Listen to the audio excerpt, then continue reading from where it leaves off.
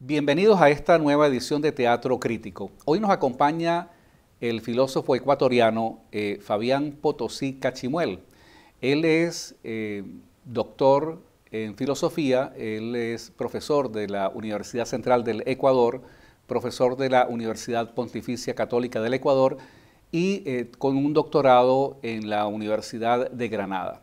Es del mayor interés para la audiencia de Teatro Crítico conversar con una persona que ha sido un dedicado estudioso, no solamente desde el punto de vista de la antropología filosófica de las culturas indígenas, sino también pues, es una persona que en los últimos años pues, ha publicado varios trabajos especializados sobre la cultura quichua. Hoy le hemos invitado para conversar y tratar de conocer más de su vida, quién es él, y por supuesto, pues, cuál es su pensamiento en función pues, de algunos de los temas de actualidad. Bienvenido, Fabián, es un gran placer y es un honor para Teatro Crítico y para la audiencia pues, de la Fundación Gustavo Bueno y de las personas que ven estos programas, contar con su presencia. Además, debo decir que esta visita a la ciudad de Oviedo está en el marco de la presentación de su último libro, del cual pues haremos alguna referencia porque también pues resulta del mayor interés. Pero lo primero pues que quisiéramos es darle la bienvenida y para pues comenzar esta conversación y conocerle más, porque realmente estamos pues muy gratamente sorprendidos con el mayor interés pues con estos planteamientos que usted hace en su libro. Bienvenido, Fabián. Gracias, Humberto. Muy bien. ¿Por qué no nos cuenta de su vida, de su infancia? ¿Quién es Fabián Potosí Cachimuel? ¿Dónde nació? ¿Cuándo nació? Ayúdenos a conocerlo un poco más para poder pues, apreciar también la calidad de su obra. Bueno, gracias por esta posibilidad, digamos, de contar con unos rasgos biográficos de mi vida, digamos. Pero antes de eso quisiera, pues aprovechando esta coyuntura que ya lo ha mencionado usted, agradecer a la Fundación Gustavo Bueno porque fue la entidad, digamos, que asumió, le pareció pertinente, interesante, digamos, la temática y lo publicó, digamos, mi tesis doctoral que era y pues ya tenemos el producto final del libro. Y eso tengo que agradecerlo. También aquí, aprovechando eso mismo, en esta semana hemos hecho una serie de talleres, de seminarios, de conversatorios que no han girado solamente en torno a la presentación del libro, sino a otras temáticas que han sido producto de mis reflexiones, producciones, pero que son de interés o temáticas que tienen tanta vigencia, digamos, en América, sobre todo en lo que llamamos el área quechua o en los países andinos, digamos. Entonces, no es una cosa muy aislada, inventada hacia al azar, entonces, como para ubicar eso.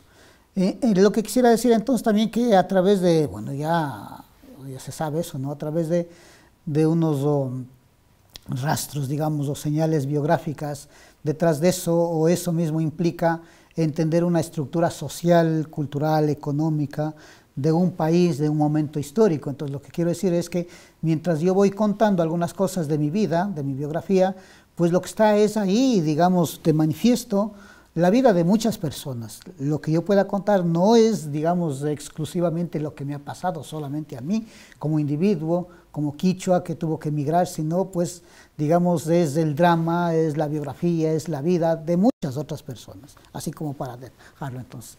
Bien, pues entonces, como habíamos contado en los seminarios aquí, yo soy parte de la segunda mitad del siglo XX, y ubicado en mi país, Ecuador, pues, la segunda mitad del siglo XX, socialmente, económicamente y todas unas transformaciones jurídicas, políticas, está casi marcado por una serie de acontecimientos que eso va a ir marcando mi infancia, mi juventud, mis padres que me van a concebir. Entonces, ¿qué es lo que pasa entonces en esta segunda mitad del siglo XX y que de cierta manera va a modificar, a alterar la estructura familiar, digamos, como decían, no solo la mía, sino de un montón de gente de mi país? Entonces, entre ellos los acontecimientos, por ejemplo, es las reformas agrarias para mi generación. Entonces, tomar en cuenta qué pretendía, qué perseguía y cómo eso altera en el movimiento de los grupos humanos, eso hay que tomar en cuenta que va a implicar mucho las dos reformas agrarias. La otra cosa coincide históricamente con lo que acaba de pasar en el tiempo que estoy hablando, con la famosa Revolución Cubana. Entonces, frente al hecho de la Revolución Cubana, pues los gobiernos, no es ningún secreto, ¿no? Los gobiernos de Norteamérica tendrán que buscar algunos elementos para detener que no ocurra lo mismo en los otros países de América del Sur. Entonces, entre otros elementos que, como políticas de planificación de Norteamérica, será las dictaduras. Entonces, otro elemento, que eso voy a ir mencionando. Entonces, claro, otro elemento determinante, digamos, que hay que considerar es las dictaduras, que justo coinciden con las dos reformas agrarias. Ahora, ¿no? Fabián, una pregunta. Cuando ocurre la primera reforma agraria en el Ecuador, ¿dónde estaba usted? Yo ahí recién naciendo, digamos, o concibiendo en el ¿Y eso en qué año fue eso? Eso, por ejemplo, si yo nací en el 62, digamos, ya mis padres, yo por eso nazco en la provincia de Santo Domingo de los Áchilas. Entonces, cuando yo averiguaba para hacer creo que se llamaba monografía de bachillerato, hice justamente sobre la historia de mi tierra. Entonces, cuando yo iba averiguando, era justamente en ese momento de los 60, un montón de gente, como decía, las reformas agrarias es clave, se desestructuran, unos antes de eso, otros durante, después. Entonces, la desestructuración de las haciendas que aún pervivían, eso ocasiona, se fragmentan las haciendas, en las haciendas había gente quichua trabajando, así pues de agricultores, de aparceros, de guasipungueros, se fragmenta eso. Las pequeñas ciudades han crecido por la presencia, digamos, de la fábrica, en mi caso la fábrica Imbabura. La gente que trabajaba en la fábrica Imbabura, un nuevo ingreso, un ingreso más estable, digamos, a la gente de los pueblos o de las parroquias pequeñas, generalmente mestizos, tienen más valor adquisitivo, presionan a la iglesia, la curia de Ibarra tenía una hacienda, por citar un caso, ¿no? La gran hacienda de Anafo, por ejemplo, que es justamente que va a implicar en nuestro caso. Entonces, al desestructurarse la hacienda de Anafo, al parcelarse la hacienda de Anafo, la gente de los pueblos pequeños que trabajaban en la fábrica Imbabura tienen más valor adquisitivo, ha crecido más, y Atuntaqui, por citar una ciudad pequeña, va creciendo, pero no tienen a dónde. Entonces, porque la hacienda es un límite, digamos, entonces presionan y la curia tiene que vender, y los que tienen que comprar son los fabricantes de Atuntaqui, digamos. Ahora, ¿ese proceso de parcelamiento es impulsado por quién? ¿Por el gobierno? ¿Qué, estamos hablando de qué gobierno, qué presidente, bajo qué gestión ocurre esto? Eso no podría ahorita en este momento, pero lo que estamos diciendo, por ejemplo, como ya la ley de comunas, por los 30, 40, o sea, finalizando el 30, entrando el 40, ya viene la ley de comunas, entre otras cosas, vamos a reorganizar a las comunidades quichuas, en el caso de la sierra, las comunidades quichuas, pues entre otras cosas es ver, pero cómo vamos a negociar, digamos, con las haciendas, pues. Porque como ya han ido creciendo también las comunidades quichuas, hay mayor población, necesitan más tierra, pero no pueden estar solamente así de forma ilegal. Entonces, la ley de comunas hace que haya un estatuto, una legislación, unos artículos que digan, bueno, y aquí es una comunidad jurídica reconocida, que se organicen en todo sentido, ¿no? Entonces, mire que desde terminar los 30, empezando los 40, ya hay la ley de comunas. A eso hay que sumarle lo que se llama la presencia del socialismo y comunismo, ¿no? Que como una especie de grupo de respaldo, sobre todo en cuestiones físicas, corporales, le interesa que está surgiendo el socialismo, pues de dónde van a encontrar, digamos, grupo mayoritario, pues como una salida para su apoyo masivo, físico, material, corporal, son las haciendas, son las comunidades quichuas. Entonces, desde ahí viene. Entonces, esto ya de presionar de los guasipungos, las haciendas, ya está, digamos, en eso viene también la corriente de los indigenistas, a través de la denuncia de la novela indigenista, la vida tremenda, dura, cruel, pero estoy diciendo a nivel de literatura, ¿no? Claro. Que tampoco se está inventando el poeta, digamos. Entonces, esto sirve como una especie de generar conciencia, y como los socialistas, comunistas y algunos otros movimientos políticos también están al tanto, y hay que luchar contra el grupo, digamos, mayoritario que controla el poder en las distintas esferas sociales, pues entonces, mire, ¿cómo empiezo yo a mirar así? Entonces, no hay un solo fenómeno, es que esto es lo que causa la reestructuración, la reorganización, la movilización de estos grupos humanos. Entonces, cuando ya llegamos ya a los 60, por ejemplo, ahí, como ha presionado tanto antes de eso, pues son las reformas agrarias. Entonces, como decía eso, las reformas agrarias, parcelar las haciendas, las otras haciendas llegan a acuerdos, la curia dice, entonces yo les voy a vender, pero eso en algunos casos, pero en el caso nuestro, por ejemplo, se desestructuró la hacienda de Anafo, compraron las mejores partes, la gente que eran trabajadores les llamaban fabricantes, que trabajaban en la fábrica Imbabura, fábrica de telas que en sus inicios pues era un espacio poderoso de ingresos económicos, lo que sea. Entonces, pues, pero la mayoría de la gente, digamos, quichua de mi comunidad, la gente campesina, que les llamaban chacareros, que era, por ejemplo, no he contabilizado eso, pues, suponiendo que hayan sido unos 500, pero el 80% eran aparceros, eran chacareros, eran partidarios o eran trabajadores de hacienda, que lo administraba una persona, pero la dueña era la curia. Al terminarse eso, entonces esa pobre gente ya, pues, como siempre se sabe, ¿no? Es como cerrarse una fábrica. Y cuando se cierra una fábrica, para tener una idea, pues esa pobre gente tendrá que buscar salir. Entre esas salidas, entonces uno se dirigirá, por ejemplo, al oriente, recuerdo, al oriente, porque había la ley que se llama la ley de IERA, Instituto Ecuatoriano de Reforma Agraria y Colonización. El término entre otras políticas era en zonas en donde ellos pensaban que eran baldías, el caso del oriente, entonces, iban familias allá, usted hacía todos los trámites con el Ministerio de Agricultura y el Estado, algún representante del IERA le daba su título y se quedaba. Entonces muchas familias migraron al oriente. Y Fabián, cuando ocurren esos procesos de migración, ¿su familia también abandona ese pueblo? Eso. ¿Hacia dónde van? Entonces ahora viene, como unos van al oriente, otros van hacia, como que nos dirigimos hacia el occidente del Ecuador, van, digamos, unas zonas, como se llamaban, de colonización, pues, ¿no? Zonas así que quedan entre la sierra y la costa, ¿no? Entonces van a eso que se llama Guayupe, no recuerdo unos nombres, a Parambas, así. Conversaban los niños en la escuela, mi papá se fue por allá. Y entonces en el caso mío, particular, mi familia, migran a Santo Domingo, que se llamaba en ese tiempo Santo Domingo de los Colorados, porque ahí vivía un grupo, se puede decir, con su propia lengua, sus costumbres, y eso está que ubicado... se llamaban, en términos reales, los sáchilas, pero en ese tiempo no llamaban colorados porque se pintaban la cabeza con achiote, ¿no? ¿Y eso está ubicado al norte, al sur? Eso está, Ecuador, por ejemplo, en ese tiempo, por ejemplo, era parte de la provincia de Pichincha, que es la capital, Quito, ¿no? Entonces, pero en ese tiempo, como era una zona, digamos, entonces, pero eso está trasladando de la parte de la sierra hacia la costa central, como que va a Esmeraldas, como que va ahí se ubica, digamos, esta zona de Santo Domingo, en ese tiempo de los Colorados, que después por cuestiones políticas, eufemísticas, va a llamarse, por cuestiones políticas también, Santo Domingo de los Sáchilas, pero en ese tiempo, Santo Domingo de los Colorados, y por eso mi primera cédula, cuando cumplía mis primeros años de mayoría, está diciendo, segundo Fabián Potosí Cachimuel, nace en Santo Domingo de los Colorados. Mi primera cédula, así está, Santo Domingo. Entonces, producto de esas migraciones, mis padres, pues migran a esta zona. Como decía, como hay la ley de, ¿cómo se llama? El IERA, el Instituto Ecuatoriano de Reforma Agraria y Colonización, esa zona de los sáchilas, el término actual, esa zona de los sáchilas, se creía asimismo terrenos baldíos, que había muy poca gente, pero había cantidad de terrenos que se podía, digamos, asignar, en este caso, a la gente que migraba. Entonces, en ese caso, mi padre y mi madre han ido allá, pues, y ahí es lo que yo nací.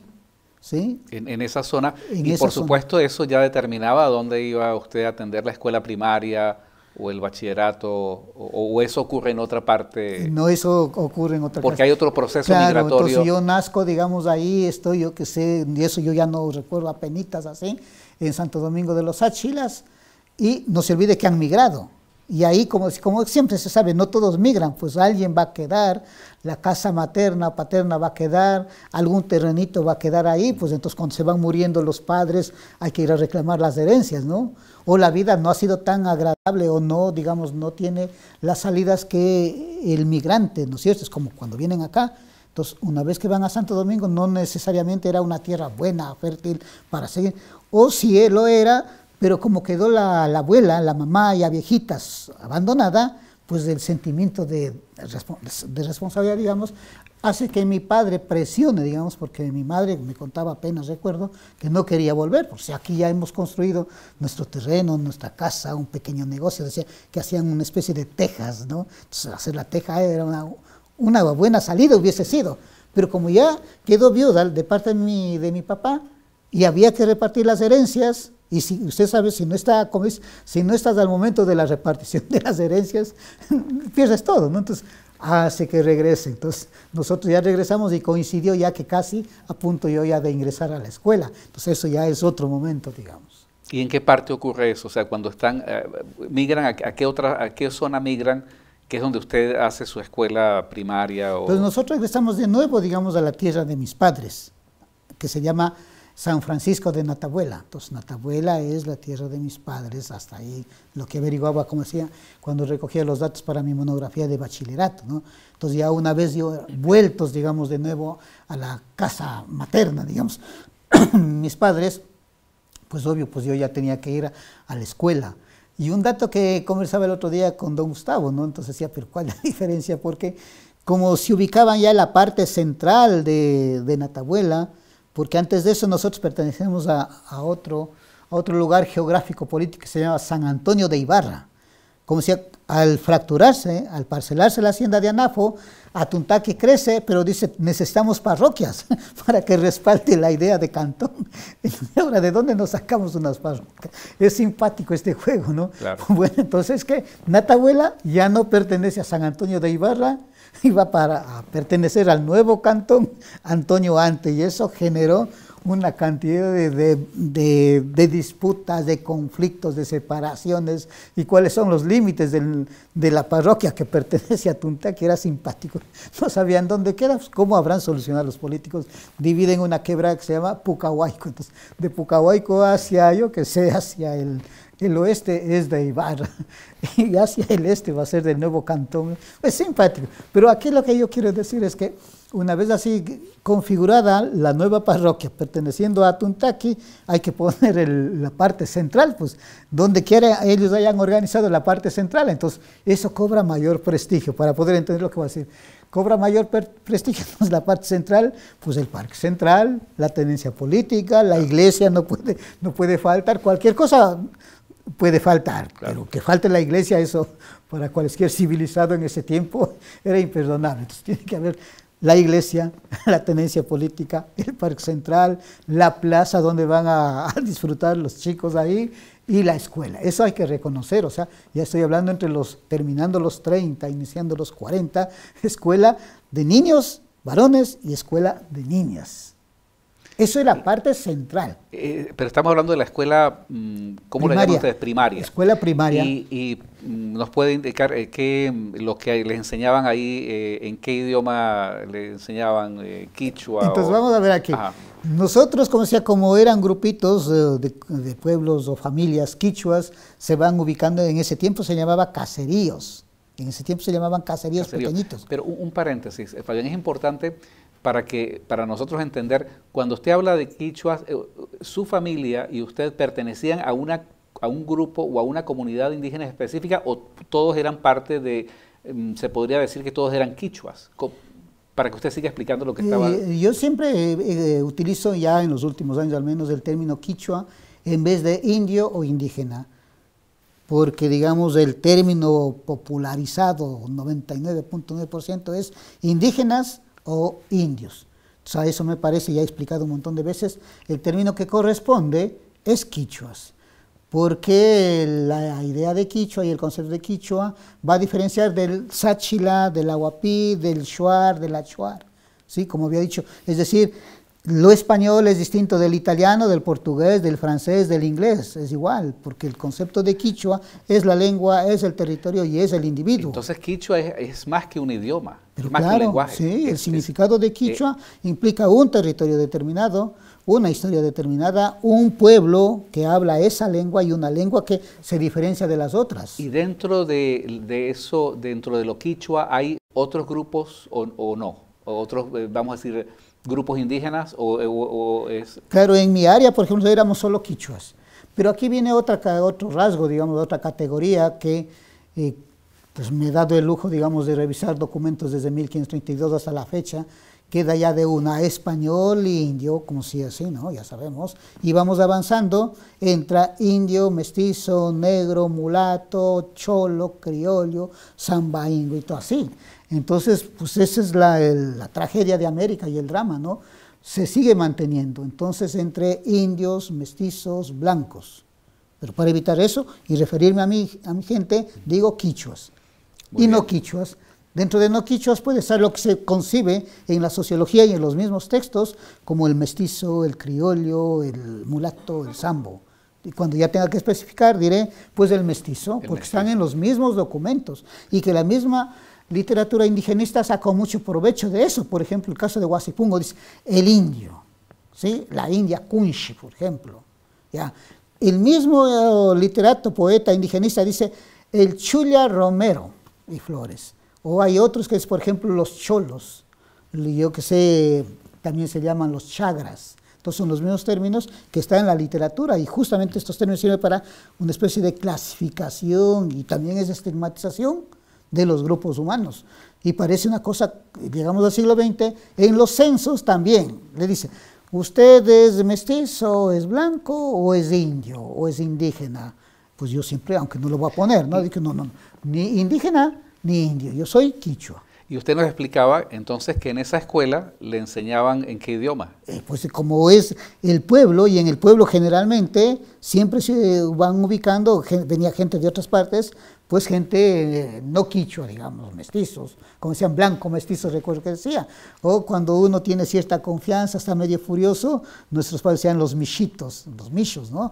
Que son mestizos. Ya, entonces ahí van, digamos, como son gente, digamos, de la parte casi central, y pues obvio, son muy pocos, digamos, los mestizos, ¿sí? Pero alrededor todavía sigue habiendo, pues, gente quichua, digamos, pues entonces ahí van de todo. Y la lengua será la lengua castellana. Entonces, lo que yo quería resaltar era aquí, pero eso se da en la parte central, en donde la escuela ya está dividida, hombres, niños, niñas, es una escuela completa, cada grado con su profesor. Ahora le contaré cuáles eran las materias. Pero como nosotros, o algunos otros también, están en como es geográficamente así, pues la geografía, ¿no? Pertenecíamos a la parte alta, digamos, sur. Entonces nos quedaba más cerca una escuela que se llamaba de los óvalos, caserío de los óvalos, pero estoy hablando de un término de los 60, de los 70, entonces se llamaba el caserío de los óvalos, estaba bastante distante. Entonces ahí en cambio se hacía una escuela pequeña que se llama unidocente, escuela unidocente, tal vez 2 profesores nomás, era muy contraria a la escuela del pueblo, digo. Entonces en esa escuela unidocente pues iban la gente así, digamos, más cerquita, y el profesor mismo sabe que está retirada, no va a haber mucho control, entonces el proceso educativo era muy irregular, era denigrante, estigmatizante. Entonces en este caso mío mi madre supongo que pensó, dijo, no, mandar a esa escuela no, vaya a la escuela del pueblo. Entonces esto marcó también. ¿Y esa escuela del pueblo la dirigía alguna orden religiosa o el Estado? Era del Estado. Era del Estado. Entonces aquí es buenísimo porque, como estoy hablando ya entrando a los 70, ¿no? Pues apenas recuerdo, era gramática, era dibujo, era matemáticas. El libro clave que fue marcando, digamos, mi línea se llamó El Escolar Ecuatoriano, así se llamaba. ¿Quién era el autor? ¿O era un manual? Era del Estado, digamos, del Estado. Entonces, en este libro, El Escolar Ecuatoriano, y que habían algunas secciones así, entonces, lo que se podía estudiar, digamos, las materias supongo que en otras áreas también, matemáticas como geometría, gramática, dibujo, castellano, historia, me acuerdo, y algo más. Entonces, eso me iba impactando y me gustaba muchísimo lo que es la gramática, lo que es la historia. Las matemáticas no le entraba mucho porque se necesita alguien que esté al lado, ¿no? Para motivar. Y algo que había se llamaba estudio del lugar, provincia y patria. Me acuerdo que se llamaba una materia. Entonces, ¿qué estudiábamos? O qué el profesor? También dependía de la creatividad del profesor y del compromiso, ¿no? Del profesor. Entonces, nos mandaban a averiguar cuando nos tocaba esa hora de estudio del lugar, provincia y patria, los mitos, las leyendas, las costumbres, las creencias de los abuelos. Entonces, para nosotros, o sea, uno de unos 5 o 6 años es una maravilla. Entonces, regresábamos donde los abuelitos, si teníamos, o si no, de algún vecino anciano, ¿no? Cuénteme cómo era. Entonces, inconscientemente uno iba grabándose las cosas antiguas. Entonces, ahí nos iban contando, por ejemplo, cómo era en tiempos de la hacienda, qué pasó cuando se fraccionó la hacienda, cómo empezaron a construir la iglesia, cómo fue la construcción de las escuelas. Entonces, gracias a esta materia. Aquí viene. Entonces, ya cuando yo voy a la escuela coincide con eso que se llamaba las dictaduras. Entre otras cosas, pues las dictaduras también hay que particularizarlas. No es lo mismo lo que pasa en Argentina, lo que pasa en Chile o lo que pasa en el Perú. En el caso nuestro, por ejemplo, era una especie de dictadura socialista, digamos, sin desconocer que no haya persecuciones, por supuesto. Pero en el caso nuestro, en el área mismo, pues entonces hay, entre otras cosas, como el boom coincide con el boom del petróleo, otro fenómeno que hay que tomar en cuenta, pues nos daban apenitas, yo recuerdo, ¿no? Así como una anécdota, dice, y la dictadura derrocó, me acuerdo apenitas así, era en primer grado, sería unos 5 o 6 años, derrocó a José María Velasco Ibarra, eso me acuerdo así, estábamos en plena clase, el profesor con un radio chiquitito así, claro, derrocó, dice, los militares y se han tomado el poder, y ¿cuánto tiempo llevaría? Pero nos vino ya como una muestra del nuevo gobierno, unos bolsitos así tipo militares con toda la lista de útiles, entonces decía, el gobierno, no sé qué, y recuerdo apenas que ahí decía, por ejemplo, ¿cómo era? El general de división Guillermo Rodríguez Lara, entonces eso ya era como una muestra que yo entré en contacto, que era la dictadura, y se manifestaba con la donación o dotación de la mochila escolar.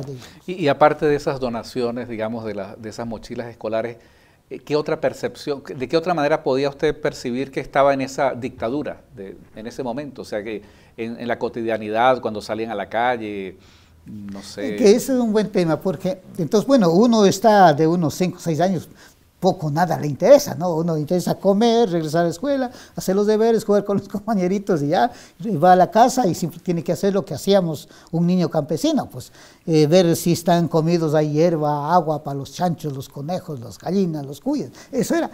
Pero entonces cuando ya íbamos a misa, decía que lo primero que se construyó es la iglesia, cuando íbamos a misa y nos llevaba casi a la fuerza la abuela o nuestros padres, la misa del domingo casi era obligatorio, digamos.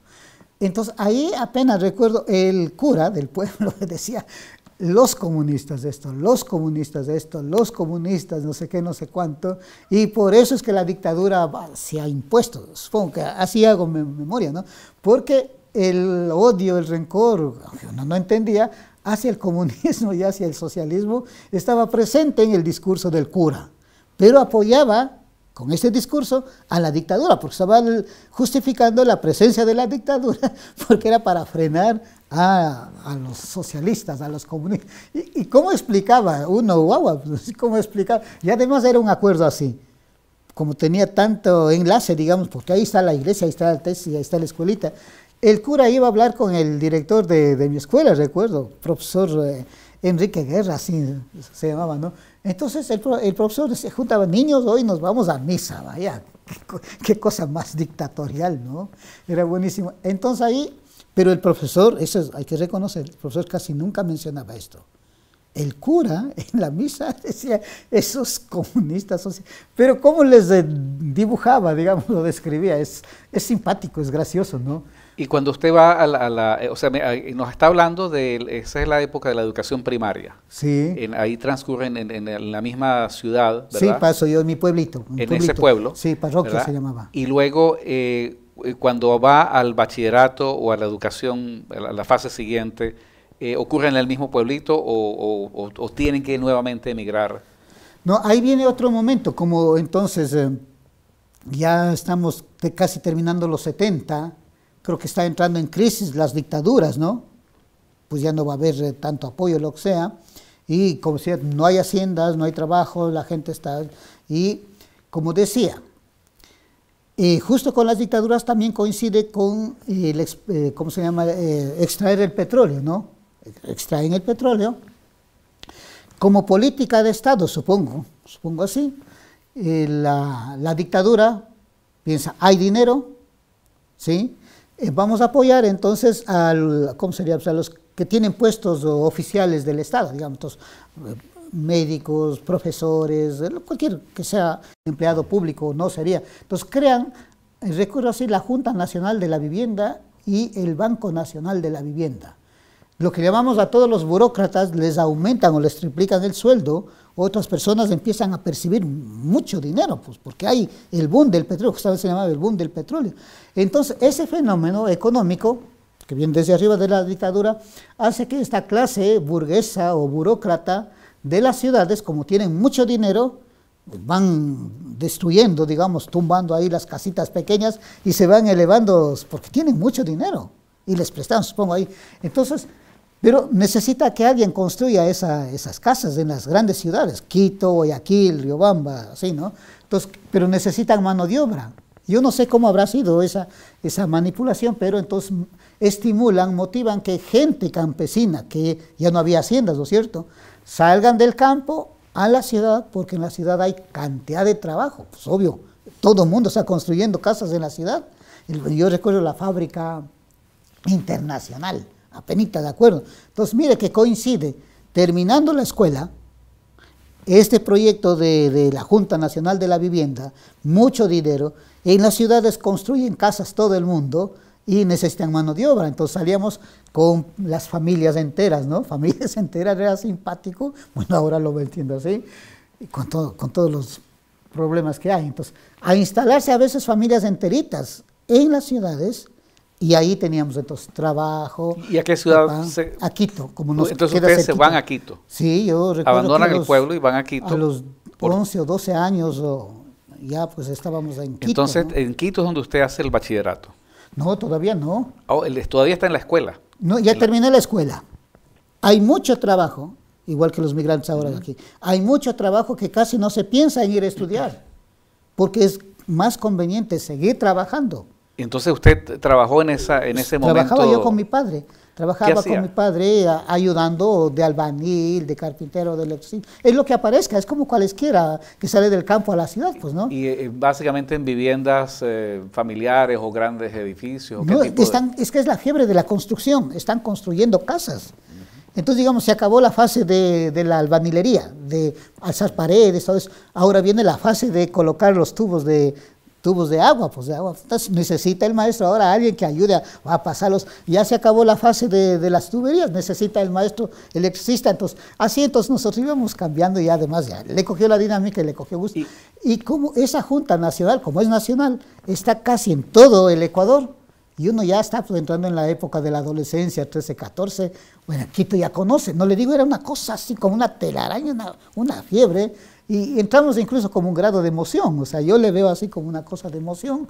Y dije, no, ya conozco Quito, ya mis padres creo que se regresaron de nuevo al pueblo, pero yo ya no regresé. Dije, voy a conocer aprovechando, porque los maestros, y como eran casi, no sé, como una especie de compañías constructoras, entonces tenían en una provincia, en otra provincia, o a veces se iba aventurando, pero donde que uno llegaba había trabajo seguro, buscaban siempre. Entonces fue una oportunidad también, ahí conocí, entonces yo ya lo que era mi Ecuador, una realidad más o menos similar. O sea que viajó por varias ciudades de Ecuador. Y lo que a mí me impresionó, me ayudó a comprender también es que en esos viajes de un lado a otro, yo conocí gente quichua, campesina, que en igual condición mía salían de otras provincias, digamos de Riobamba, de Cañar, Azuay, entonces se concentraban en Quito o a veces les encontraba en Ambato, que se llama, en Santo Domingo. Volví de nuevo a mi tierra porque como yo sabía que había nacido en Santo Domingo, volvía por mi cuenta solito, dije voy a ver la tierra donde yo nací, y ahí como había la Junta Nacional de la Vivienda, ahí había trabajo, cualquier cantidad,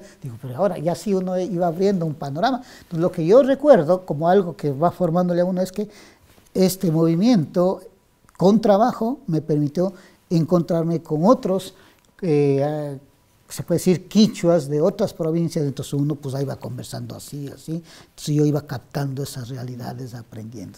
¿Y en qué momento prosigue usted entonces hacia el bachillerato? Entonces, en esta cuestión así de aventuras, porque yo ya estaba en plena adolescencia, pues ¿no? Hacíamos unos grupitos amigos bastante bien llevados, 3 o 4, porque salir unito tampoco, pero ya éramos un grupito de 3 o 4 de varias partes, entonces íbamos así, mira. En eso viene la guerra, creo que era la guerra, no sé qué, creo que era la guerra de Paquisha, los problemas que siempre hemos tenido con Ecuador y Perú, pues era simpático. Entonces, pues ahí se llama una cosa de las batidas. La gente no quiere ir voluntariamente al cuartel porque ya sabe lo que significaba o lo que nos decían, que mueren. Ella, en verdad, eran unos bárbaros esos militares en ese tiempo, ¿no? Porque como broma y realidad decía, a cualesquiera analfabeto que le ven grande, salen a la calle y le cogen con soga, van arrastrando, ya es soldado. ya es capitán, ya es sargento. Y es verdad, porque encontrábamos gente analfabeta que eran los más bestias del mundo, pero ya eran sargentos, generalmente de tropa, ¿no? Generalmente de tropa. Entonces eran realmente unos analfabetos, y como analfabetos tenían venganza con la nueva juventud, que ya venían formados. Entonces, con eso de la guerra de Paquisha, no sé si era eso, pero me tocó en ese tiempo a mí, llevan a una leva especial de los universitarios, porque necesitaban más gente. Nunca habían llevado a chicos universitarios. Por eso, rapidísimo terminaban el bachillerato, se lanzaban a la universidad. O sea que ya usted había terminado el bachillerato. No, todavía no. ¿Todavía? No, todavía. O sea, sin haber entrado al bachillerato, usted se ve... Por estas circunstancias azarosas. Entonces, fueron llevando mediante batidas, pero ahora era el grupo de los universitarios. Y ahí caigo, yo no sé por qué cosa sería, pero caigo. O sea, usted cae en el grupo de los universitarios sin ser universitario. Sin ser universitario y sin haberme yo pensado irme al cuartel. Y es buenísimo. Cuando yo le aviso a mi madre que están haciendo eso, es que había una idea, no sé si es trabajada por eso, la idea del patriotismo, los límites, por los problemas que siempre teníamos, supongo, que se generó en los pueblos campesinos la idea de que una especie de honor, grandeza, honra, valentía, era ir a servir a la patria. Por eso recuerdo cuando hago memoria, hay una canción, hombre soy con honor porque tengo que luchar por mi patria, el Ecuador. Entonces, captó tanto la gente humilde. Y además hay que unir la cuestión material, económica, porque sabían, sea como que le masacren ahí, pues podía después hacer el curso de soldado que duraba 6 meses, 1 año, depende, ¿no? Pero se quedaba allí arreglado su vida económica y todo lo que implica ser un militar, ¿no? Aunque sea de tropa. Entonces supongo que esa idea tenía mi madre, porque mi hermano mayor, como así era la idea, el hermano mayor era obligado a irse al cuartel. Y yo, vaya, los problemas que habrá tenido mi hermano, joven supongo, adolescente, pero algo pasó, se cortó las venas, pero fue donde el teniente político y tenía un documento y dijo, este chico ya no puede ir al cuartel. Entonces, como una especie de trauma, supongo que quedó en mi madre, pues, pero alguien tiene que ir a salvar el honor, ¿no? Y me tocó a mí. Y mi madre así se fue empujando, te me vas al cuartel, pero me metí en este grupo de los chicos universitarios, ¿no? Entonces, hasta ahí, digamos, una fase. Perfecto.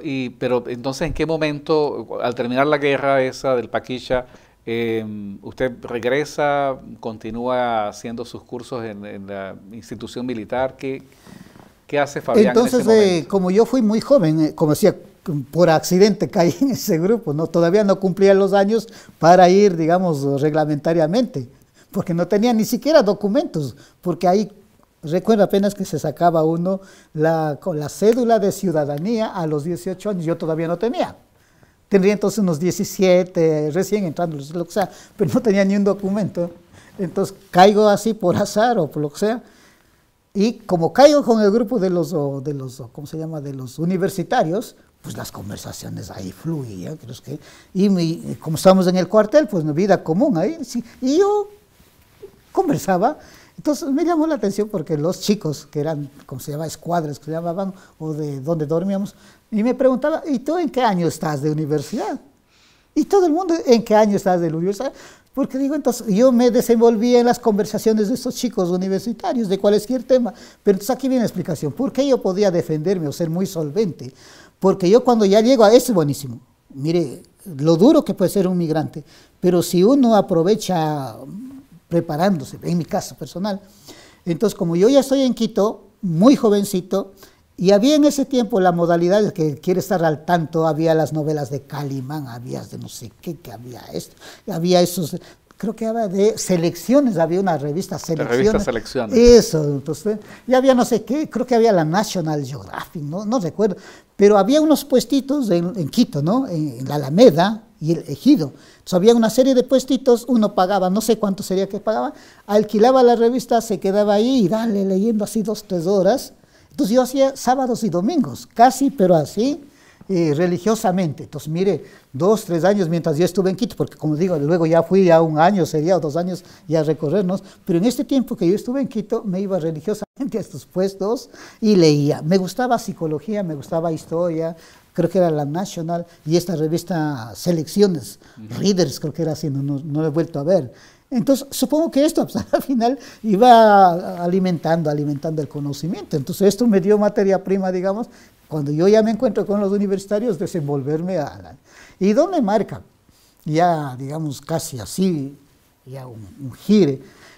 Como los militares tienen la costumbre de hacer la revisión, que se llama, uno va llevando la cajita, ¿no? Les revisan mensualmente, pues, ¿qué tiene? Pues una granada, droga, no sé qué será, pero nos revisaban la caja.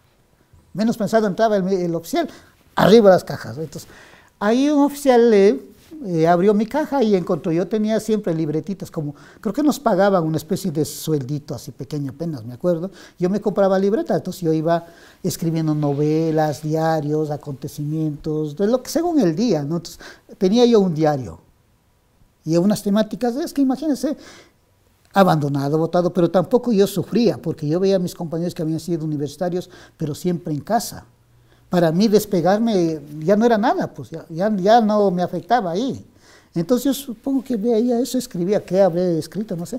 Pero este oficial que cogió mis diarios, eran algunos, entonces se fue llevando, yo dije, ¿qué pasará? Y me llamó después, me dijo, oye, Wambra, si saben decir, no, oye, es un chico más o menos, oye, Wambra, ¿en qué año de universidad estás? ¿Dónde estudias? ¿Qué estás siguiendo? Yo le conté y estaba bravo, dice, me estás tomando el pelo, oye, casi me... Le dije que no. Entonces, no sé qué habrá pasado. Ese es un punto que marcó, digamos, una nueva decisión. Dice, verás, ya nos faltaba poco. Ya mismo vas a salir, licenciar se llama. Ya mismo te vas a licenciar del cuartel. No te quedes aquí, porque necesitaban gente para el cuartel. Dice, muchos se van a quedar.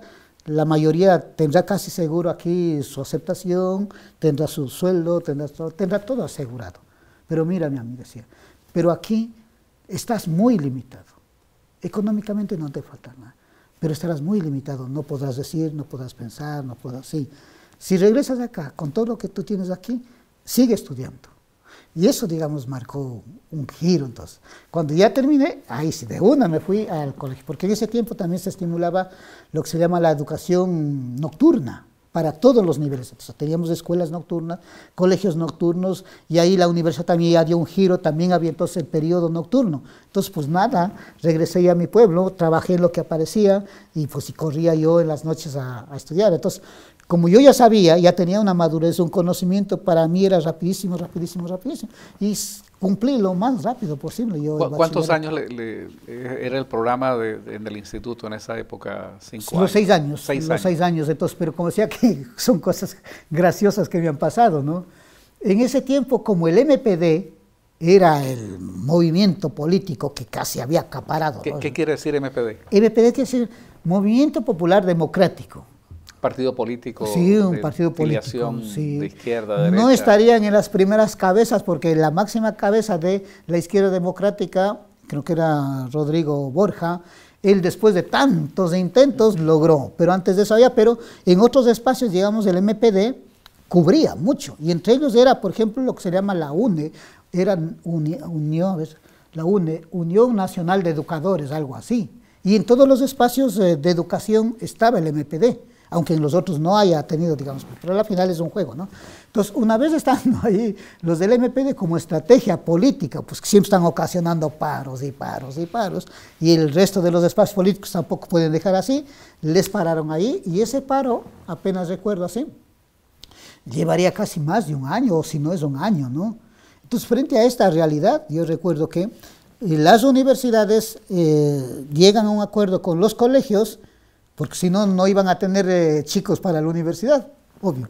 Entonces llegan a un acuerdo y dicen que toda persona, cualquier estudiante que ya esté en el último año del colegio, puede hacer la preparatoria para el ingreso a la universidad. Entonces, este juego a mí me favoreció, porque como que gané 2 años. Es decir, en el mismo año terminé el bachillerato y ya tenía ganado también el primer año para el ingreso a la universidad. Por eso este año es clave, es decir, 2 años yo a la final gané, pero por esta coyuntura del paro del magisterio. ¿Y en el colegio tenían digamos, algunos países tienen la especialidad de ciencias, humanidades, tenían esa opción o era simplemente el mismo programa ¿había algún tipo de especialización para Esto salir es como buenísimo bachiller? porque el colegio donde yo elegí, porque estaba cerca de mi pueblo, de mi parroquia, entonces podía ir caminando en la noche. En ese tiempo uno caminaba tranquilamente. Había peligro, por supuesto, pero era viable y además sí había también un transporte. En 15 minutos yo ya estaba en el colegio o en mi casa. Entonces resulta que este colegio nocturno tenía estas particularidades. Estaba en el edificio de los Hermanos Cristianos. Entre otras condiciones para que funcione el Colegio Nacional Nocturno era que siga ciertas reglas de disciplina, no entrar en paros, profesores de alguna manera con mucha experiencia. Era como una especie de condición para que funcione en ese edificio este Colegio Nacional. Entonces ya la cosa estaba hecha para mí. Entonces, bajo estas condiciones, y era lo que más me facilitaba, como era nocturno, en ese tiempo entonces el colegio tenía 6 años total el colegio, 3 que se llamaba de ciclo básico y 3 de diversificado. Entonces, en el ciclo básico todo el mundo seguía las mismas carreras. Y para el 4.º año empezaba ya el ciclo diversificado. Entonces unos chicos se iban me acuerdo, creo que eran ciencias biológicas, ciencias físicas, y otros eran por ciencias físico-filosóficas, ¿cómo era? Ciencias sociales y filosóficas. Me interesaba a mí las cuestiones de las matemáticas, pero yo me di cuenta ya en el cuartel que me fallaba la vista, pero a veces como uno no sabe o por prejuicio, lo que sea, nunca me fui donde los que saben, ¿no? Y a utilizar lentes. Entonces, cuando yo ya voy al colegio, como era nocturno, y a veces no siempre están en las primeras bancas, pues no, entonces una pelea ahí, intentaba siempre, pero me costaba mucho para el profesor de matemáticas seguir los números, los procesos, entonces todo desarrollé yo la memoria y el oído. Pero en cambio las otras me despistaba. Pues digamos, es que yo ya soy adulto, no soy el niño común y corriente que va, pues no. Entonces ahí, con tanta experiencia se puede decir, las otras me las sacaba tanto, que por eso siempre andaba yo entre primer escolta o abanderado, pero era por las notas de matemáticas que yo bajaba, sobre 20 se calificaba, sacaba máximo 8, máximo 10, las que me ayudaban eran las otras. 19, 20, la nota más baja sería 18, porque me gustaba, leía, analizaba, pero entonces por la cuestión de la visión, la cuestión de la matemática bajaba, pero yo quería matemáticas, pero no me dio, decía, por este fenómeno así. Entonces lo genial en ese tiempo, a nivel del ciclo básico, había un departamento que se llamaba orientación vocacional, eso es buenísimo, para conocer la estructura de los colegios educativos. Había el departamento de orientación vocacional, y estaba 1 o 2, dependía también de la economía, de los sueldos, de las partidas, supongo, ¿no? Pero había un profe que siempre estaba jovencito, recién graduado, había estudiado en Quito, pues supongo, creo que era en la Universidad Central, le asignan a nuestro colegio, joven, pues, ¿no? Motivando así, entonces tenía una especie de registro de cada alumno. Entonces, en primer año, finalizando, decía, tú estás bueno para esto, mira, el segundo año tú estás, y en el tercer año incluso había una especie de seguimiento. Eso hay que reconocer, la modalidad de ese tiempo, y estoy hablando de colegio nocturno, fiscal, público. Tener esa estructura ahora lo veo genial. Entonces, cuando ya llegamos ya al tercer año, yo llego, como el profesor ya ha hecho un seguimiento, como el médico, digamos así. Entonces un día me llama y dice, sabes que tengo un problema contigo, Fabián, señor Potosí. Tengo un problema con usted, señor Potosí. Yo no tengo problema. Porque decía, les hemos ubicado a todos, que unos son para matemáticas, otros para física, otros para química, otros para biología, otros para economía, otros para recuerdo de literatura. Pero contigo tengo un problema. No puedo dónde ubicarte. ¿Sabes qué? Sigue lo que quieras. Es como una anécdota, ¿no? Claro. El psicólogo dice, ¿sabes? Tengo un problema, no puedo ubicarte, sigue lo que quieras. Entonces me acuerdo, ¿no? Y entonces, ¿qué especialidad siguió? Como decía, como ya por la cuestión de la vista y todo eso, en matemáticas estaba hecho mal. Lo que seguí, entonces ahí ya para los últimos 3 años de colegio, lo que se llamaba Ciencias Sociales y Filosóficas. Ahí seguí.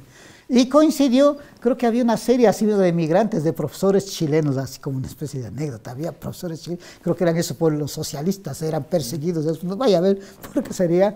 Entonces llegó un grupito de profesores chilenos. Y como decía, como estaba en el edificio de los hermanos cristianos, que era condición que los profesores de ahí tenían que ser buenos profesores, y de Ibarra, que es la ciudad más grande De Ibarra iban una serie de profesores que trabajaban en los colegios de mayor prestigio, recuerdo. Entonces, recuerdo unos de literatura, otros de geografía, y había de todo, ¿no? Otros iban de Quito, profesores jovencitos recién graduados con ese ánimo de transformar el mundo, cayeron como mis profesores. Entonces eso le iba motivando. Entonces cuando llegaban estos profesores, digamos, de estos colegios de élite, digamos, de Ibarra, decía, chicos, tranquilos, no porque es colegio nocturno, no porque está aquí, yo voy a bajar mi rigor, no voy a dar ningún tema distinto. Ustedes van a leer con el doble de tiempo, lo mismo que lee una chica de un colegio, Oviedo, el máximo colegio de Ibarra, o de otro colegio así particular, alto, ¿no? Carísimo. Entonces eso nos ayudó, también nos motivó. Decir, caramba, estamos leyendo lo que lee cualquier chico ricachón de Ibarra, entonces, dale. Bueno, si es que sabe aprovechar, por supuesto. ¿Y qué materias veían en esa...? Ahí entonces cuando nosotros ya, o yo digamos, ya opté por esta especialidad de físico sociales, pues lo que tenía en ese tiempo era historia, que me gustaba mucho, geografía, tenía filosofía, tenía economía, y gramática tenía muchísimo, entonces esos los aproveché lo máximo, digo. Así sería que se cumplió el último año hasta el tercero. ¿En qué año termina el bachillerato? Yo creo que sería más o menos por el 88, 89, por ahí, porque por ahí lo tengo guardado en mi monografía, entonces marca la fecha en que he entregado mi monografía de bachiller, por ahí más o menos, finalizando los 80, diríamos. ¿Y ya había resuelto qué iba a hacer después, ingresar a la universidad, ir a trabajar? Claro, como decía, como en el último año de colegio, coincidió con eso del paro, entonces en el mismo año hacía el último año de colegio y comenzaba el año de la preparatoria para la universidad, entonces ya en la universidad, pues además, también como el MPD está, digamos así, ocupando los puestos, sobre todo educativos, resulta que ya creo que surgió la Universidad Técnica del Norte, sí, en mi tiempo. Esa es la universidad pública, obvio, yo venía del pueblo, ¿no? Entonces no tenía el dinero suficiente. Pero ¿cuál es el problema que surgió en la Universidad Técnica del Norte? Como era del MPD, era solamente proselitismos, paros, militancias, destruir las carreteras, y yo escuchaba a otros chicos que ya estaban casi 8, 10 años y no podían graduarse, las tesis no les aprobaban, si usted no hacía, ¿cómo se llama?, las milicias, levantar gente así, o sea, proselitismo estrictamente político. Y si eran mujeres, ni le cuento. Lo que nos contaban unas chicas así medias conocidas, pues si eres mujer, no vas a graduarte nunca. Era una cosa brutal, es lo que yo vi, lo que percibí, mi caso muy particular, por supuesto, no sé si se podría generalizar, pero eso vi. Entonces, viendo esa realidad cruel, decía, pero si yo quiero estudiar, aprovechar el tiempo, porque yo tenía la idea de que otros se graduaban a los 17, 18, yo ya iba casi los 20, 21, creo, ¿no? Y todavía no estaba, pero ya, como decía, había aprobado el primer año por esa coyuntura, de primer año de universidad preparatoria. Decía, entonces, pero ya tengo que rapidísimo elegir. Esta era la circunstancia de la universidad pública. No me convenía, no me iba a graduar nunca. Yo quería estudiar, conseguir un título y meterme en otro mundo laboral. ¿Pero ya sabía lo que quería estudiar o todavía eso no lo Todavía había? no, pero ya elegí la universidad por esto. Entonces me quedé porque era hermoso. Como surge el movimiento indígena, todo es coyuntural, ¿no? Surge con fuerza el movimiento indígena que se llamaba la FISI o el Ecuarronario, la CONAIE, ¿sí? Son grandes instituciones. La CONAIE solamente es una, son tres. CONAIE es la FEINE y la FENOCIN. Entonces la FEINE es de Organización Nacional de Indígenas Evangélicos. Pues yo no era evangélico, imposible ir allá. La otra organización así simpático, yo dije, ¿por qué me fui por esta? Era la FENOCIN, era la Federación de Organizaciones y Nacionalidades Indígenas, Negras y Montubias, dije, y tendencia socialista, no quería saber nada, clarito estaba eso. Pero había la CONAIE. La CONAIE era la organización de los pueblos nacionales indígenas, pero con énfasis de la cuestión de nuestra cultura, de nuestra identidad, de nuestras tradiciones. Cuando usted dice nuestra cultura, habla de quichua. Del quichua, por supuesto. Entonces, mira, porque en la socialista que te venían a hablar un montón de cosas ajenas, que de Marx, que no sé qué, de Trotsky, esa cosa odiaban desde el colegio.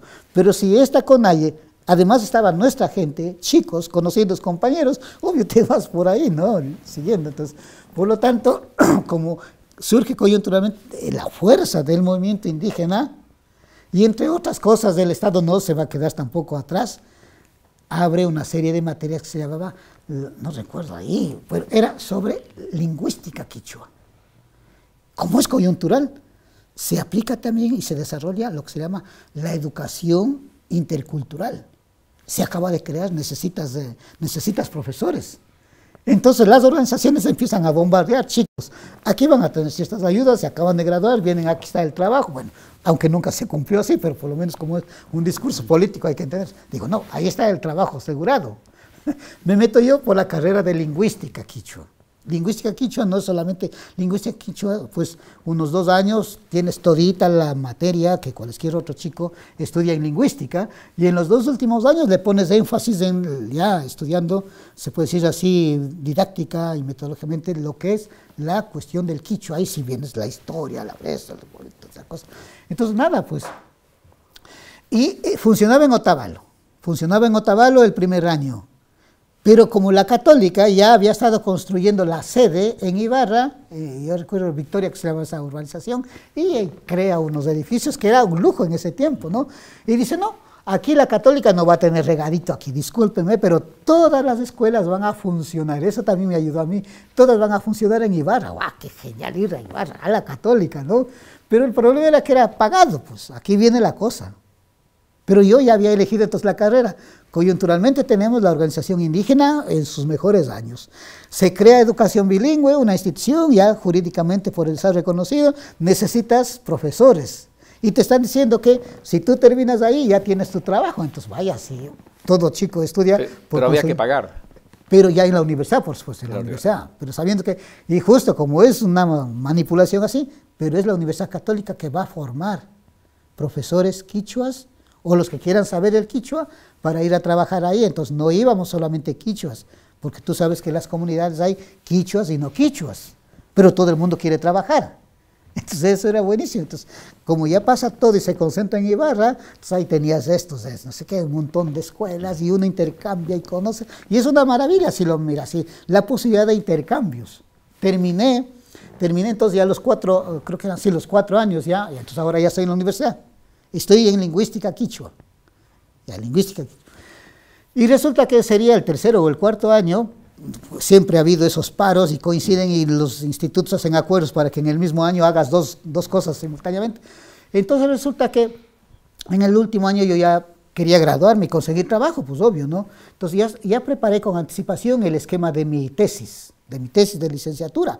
Y recuerdo que le puse el nombre las tradiciones orales y los contenidos históricos del pueblo Natamuela, porque conocí allí y había hecho ya la monografía de bachillerato. Entonces decía, tengo ya los primeros materiales, voy a actualizar, voy a analizar con mayor rigurosidad y lo presento ya como mi tesis de licenciado. Ya, creo que era noviembre, diciembre, ya todo estaba ahí, tenía ya mi director, todo eso, pagué todos los aranceles en la Universidad Católica. Ahora, ¿cómo conseguía la plata? Pero ese es otro tema para otro teatro crítico. Pero entonces resulta que ya tenía ya el proyecto de mi tesis ya terminado, discutido, asesorado por mi tutor, se llamaba Carlos Cova Andrade, uno de los mejores etnomusicólogos que ha tenido el Ecuador, que había sido ex franciscano, pero aquí viene un dato histórico de nuevo, Vaticano II salió fuera. Pero entonces él fue profesor ahí en la Universidad Católica. Entonces él era mi asesoraba y tuve un montón de acceso de profesores buenos, ¿no? Buenos profesores, muchos de ellos que habían salido de las órdenes religiosas, porque la católica no se ve de qué es. Cuando usted nos habla de la Universidad Católica, estamos hablando de la Universidad Pontificia Católica. Que tenía sede en Ibarra, Ubicada en Ibarra. Sí, ubicada en Ibarra, justamente para ayudar, digamos, a los chicos que no pueden salir necesariamente a Quito. Entonces eso hay que reconocer, bien pensado. ¿Por qué bien pensado? Porque es un mercado que implica dinero, pues no. Entonces, tengo ya en ese año mi tesis aprobada, todo eso, y resulta que por noviembre o diciembre, apenas recuerdo, porque fue una cosa inesperada, que nunca lo había pensado. Sale en El Comercio y un amigo muy bueno también, como yo en la mitad ya de la universidad, como dominaba por mi cuenta el quichua, la historia, la morfología, sabía cómo era en Perú, cómo era en Bolivia a nivel gramatical, ya tenía mucha experiencia, muchos conocidos. Y uno de ellos ya, que había estado más adelante, se había graduado, había entrado en contacto con un programa que era de Cuenca LAEB, que viene Lingüística Andina y Educación Bilingüe. Era muy buena gente, yo siempre menciono cada vez que puedo, ¿cómo sería? no era egoísta, era muy buena gente. Y se llevaba. Entonces nos encontramos un día de esos, Ramiro Perugachi se llamaba. Dice Fabián, te he visto que eres inquieto, te gusta eso, lo vas a servir. Toma estos datos, habla con tal persona, dile que vas de mi parte, toma estos libros. Acabo de llegar de Cuenca, yo con el título de licenciado en Lingüística Andina y Educación Bilingüe. Eso fue auspiciado por las instituciones internacionales. Y me da ese dato, y terminando noviembre y entrando diciembre, que ya vamos a entrar en las fiestas de Navidad, entonces fue desesperante, veo en el periódico que ya llaman y oficialmente, ¿cómo se llama? Pues a convocatoria para becas para este proyecto internacional o programa internacional para Cuenca, un sistema intensivo internado se llamaba. Entonces había que mandar toda la documentación, pero como mi amigo Ramiro me había ya dado todos los datos, los números telefónicos particulares, yo llamé así, porque había que llamar, yo creo que íbamos a la tenencia política, no había teléfonos en la casa, fui a la tenencia política, vaya a ver cómo haría. Pero entonces el señor encargado de este programa, Alejandro Mendoza, formado en Toulouse, en Francia, él había estado al frente, digamos, de coordinador académico, ya me dio la indicación, dice, entonces Fabián haga esto, pero ya estábamos a punto de llegar a las fiestas de Navidad. Era una desesperación. Entonces, con toda la documentación aprobada de la Católica, que estuve en el último año, que tenía el programa de mi tesis aprobado, fui donde la secretaria de la casa, digo, necesito yo su ayuda, necesito, porque pedían entre otras cosas, la documentación de que yo había cursado cada nivel, cada 4 años con el sello. No sé qué sería la bendición de Dios, pero la secretaria fue muy, muy linda.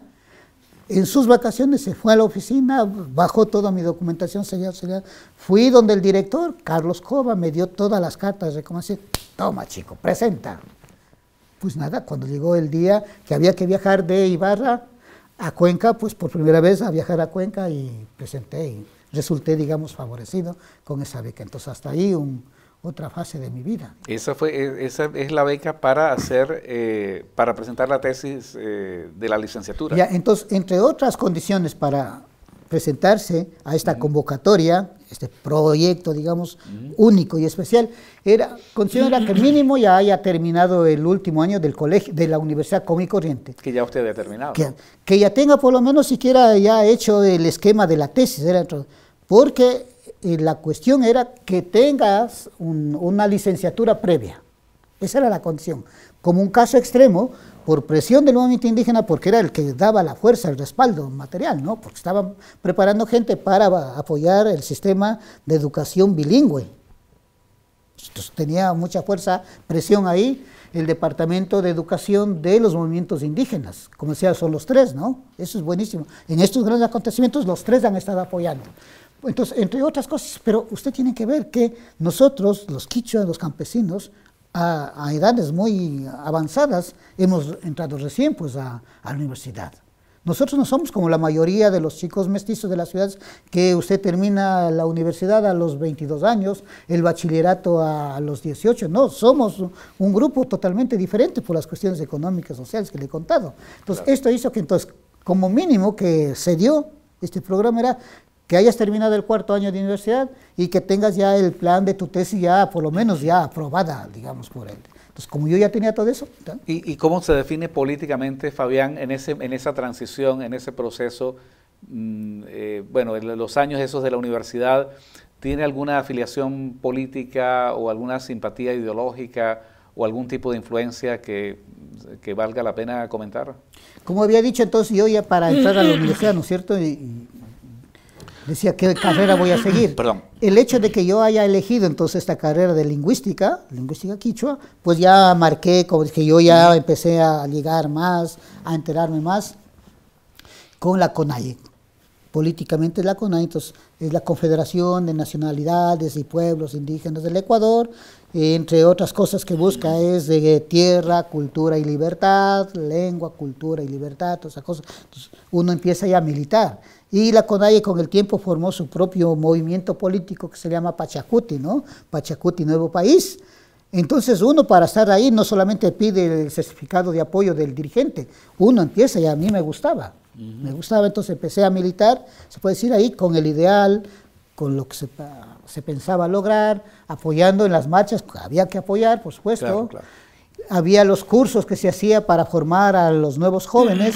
Como yo ya tenía la formación universitaria, iba a las comunidades, apoyaba a veces con los dirigentes, y como ya empiezan a llegar una serie de acuerdos y alianzas con los partidos políticos poderosos y a protagonizar ya en la escena política real, pues había que estar al lado de ellos, revisando los planes, los programas políticos a nivel nacional, entonces que cada vez era más, ¿cómo se dice?, de mayor responsabilidad.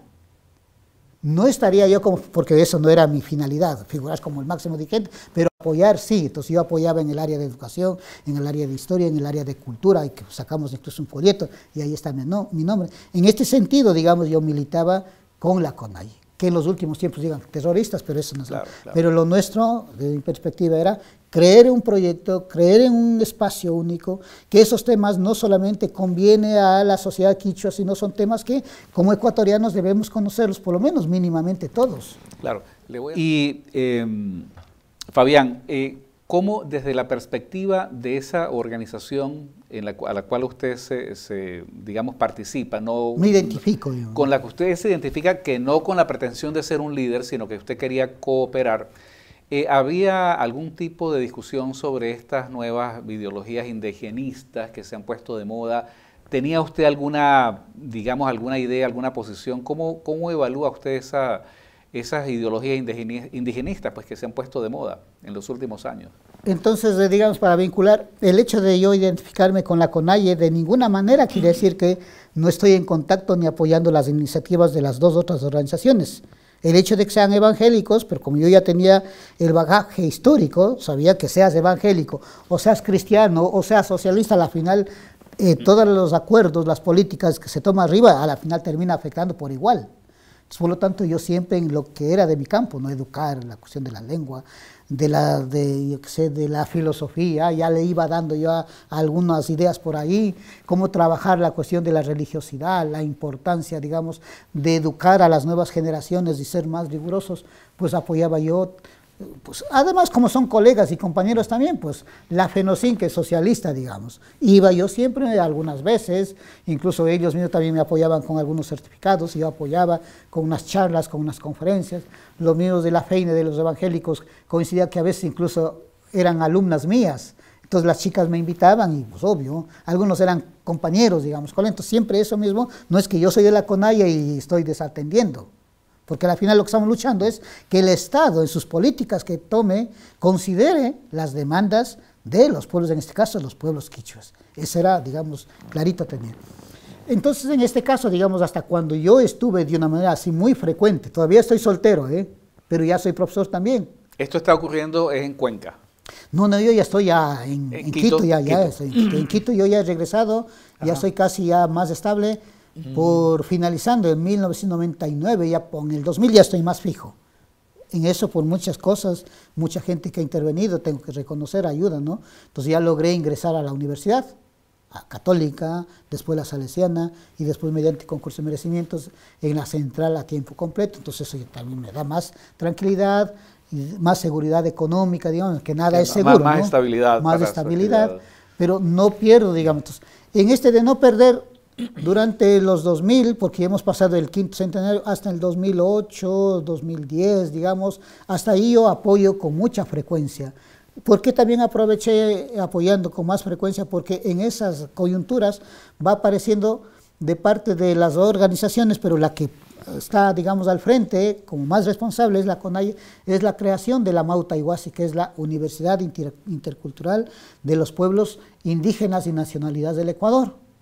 Entonces, si yo soy profesor y yo ando diciendo esto, que tenemos que formar contenidos nuestros para no ser prejuicioso, y no solamente para los pueblos quichos, sino para la sociedad en general, pues era el espacio más propicio. Entonces yo ahí trabajé, como era un proyecto de universidad, entonces algunas carreras, algunas áreas, entonces de una yo recuerdo ahí que trabajé en el área de lenguaje, de lingüística, como tenía ya una formación, y cuando fui a Cuenca al menos ya tuve mayores formaciones pues, teóricas, digamos, pues ya estaba bastante bien.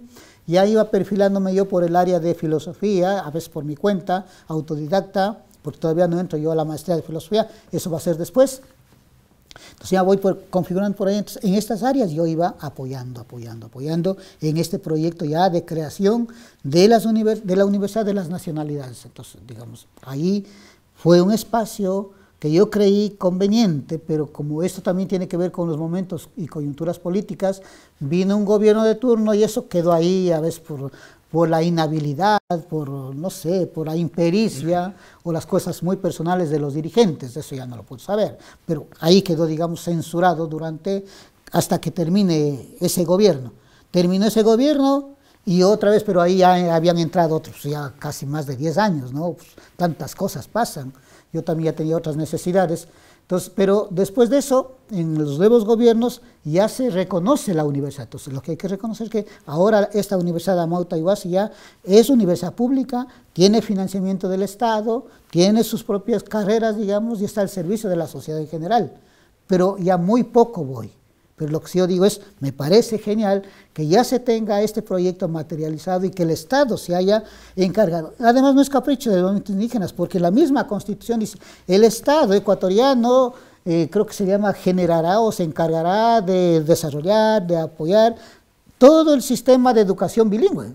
Entonces, hay que analizar con un abogado, pero ¿a qué se refiere todo el sistema? Y ahí mismo en el documento me dice escuela, primaria, colegio y educación superior. No estamos alterando nada, está en la misma Constitución. Entonces, por lo tanto, el Estado lo que ha hecho es cumplir lo que está en los estatutos de la Constitución, nada más, no es ningún invento. Entonces.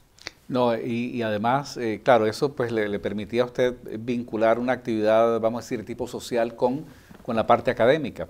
Ahora, ¿en qué momento decide usted entonces emprender la maestría de filosofía?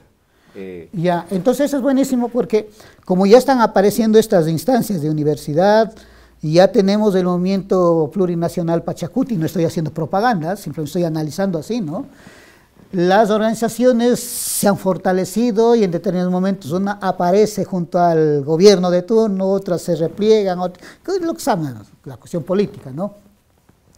Entonces aparecen una serie de iniciativas que se llama, pero el desarrollo comunitario, gestión y desarrollo comunitario, porque los pueblos están desatendidos, como siempre es el discurso, ¿no? Hay que decir que está en lo peor para ver de dónde viene la plata. Entonces, que los pueblos están entrando en crisis, por lo tanto, queremos gente formada y entre ellos era gestión y desarrollo.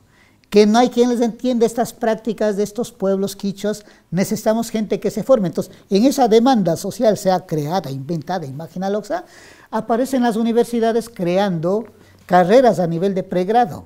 A nivel de pregrado, en algunos casos de posgrado, que era gestión y desarrollo local, desarrollo sostenible, antropología, medicina ancestral. Aquí ya va apareciendo estos términos, medicina ancestral, algunas cosas alternativas con conocimientos y tecnologías ancestrales milenarias. Entonces así va apareciendo un montón de iniciativas, demandas, sean o no sean dichas y consensuadas con el pueblo, como hay un grupo que está gestionando eso.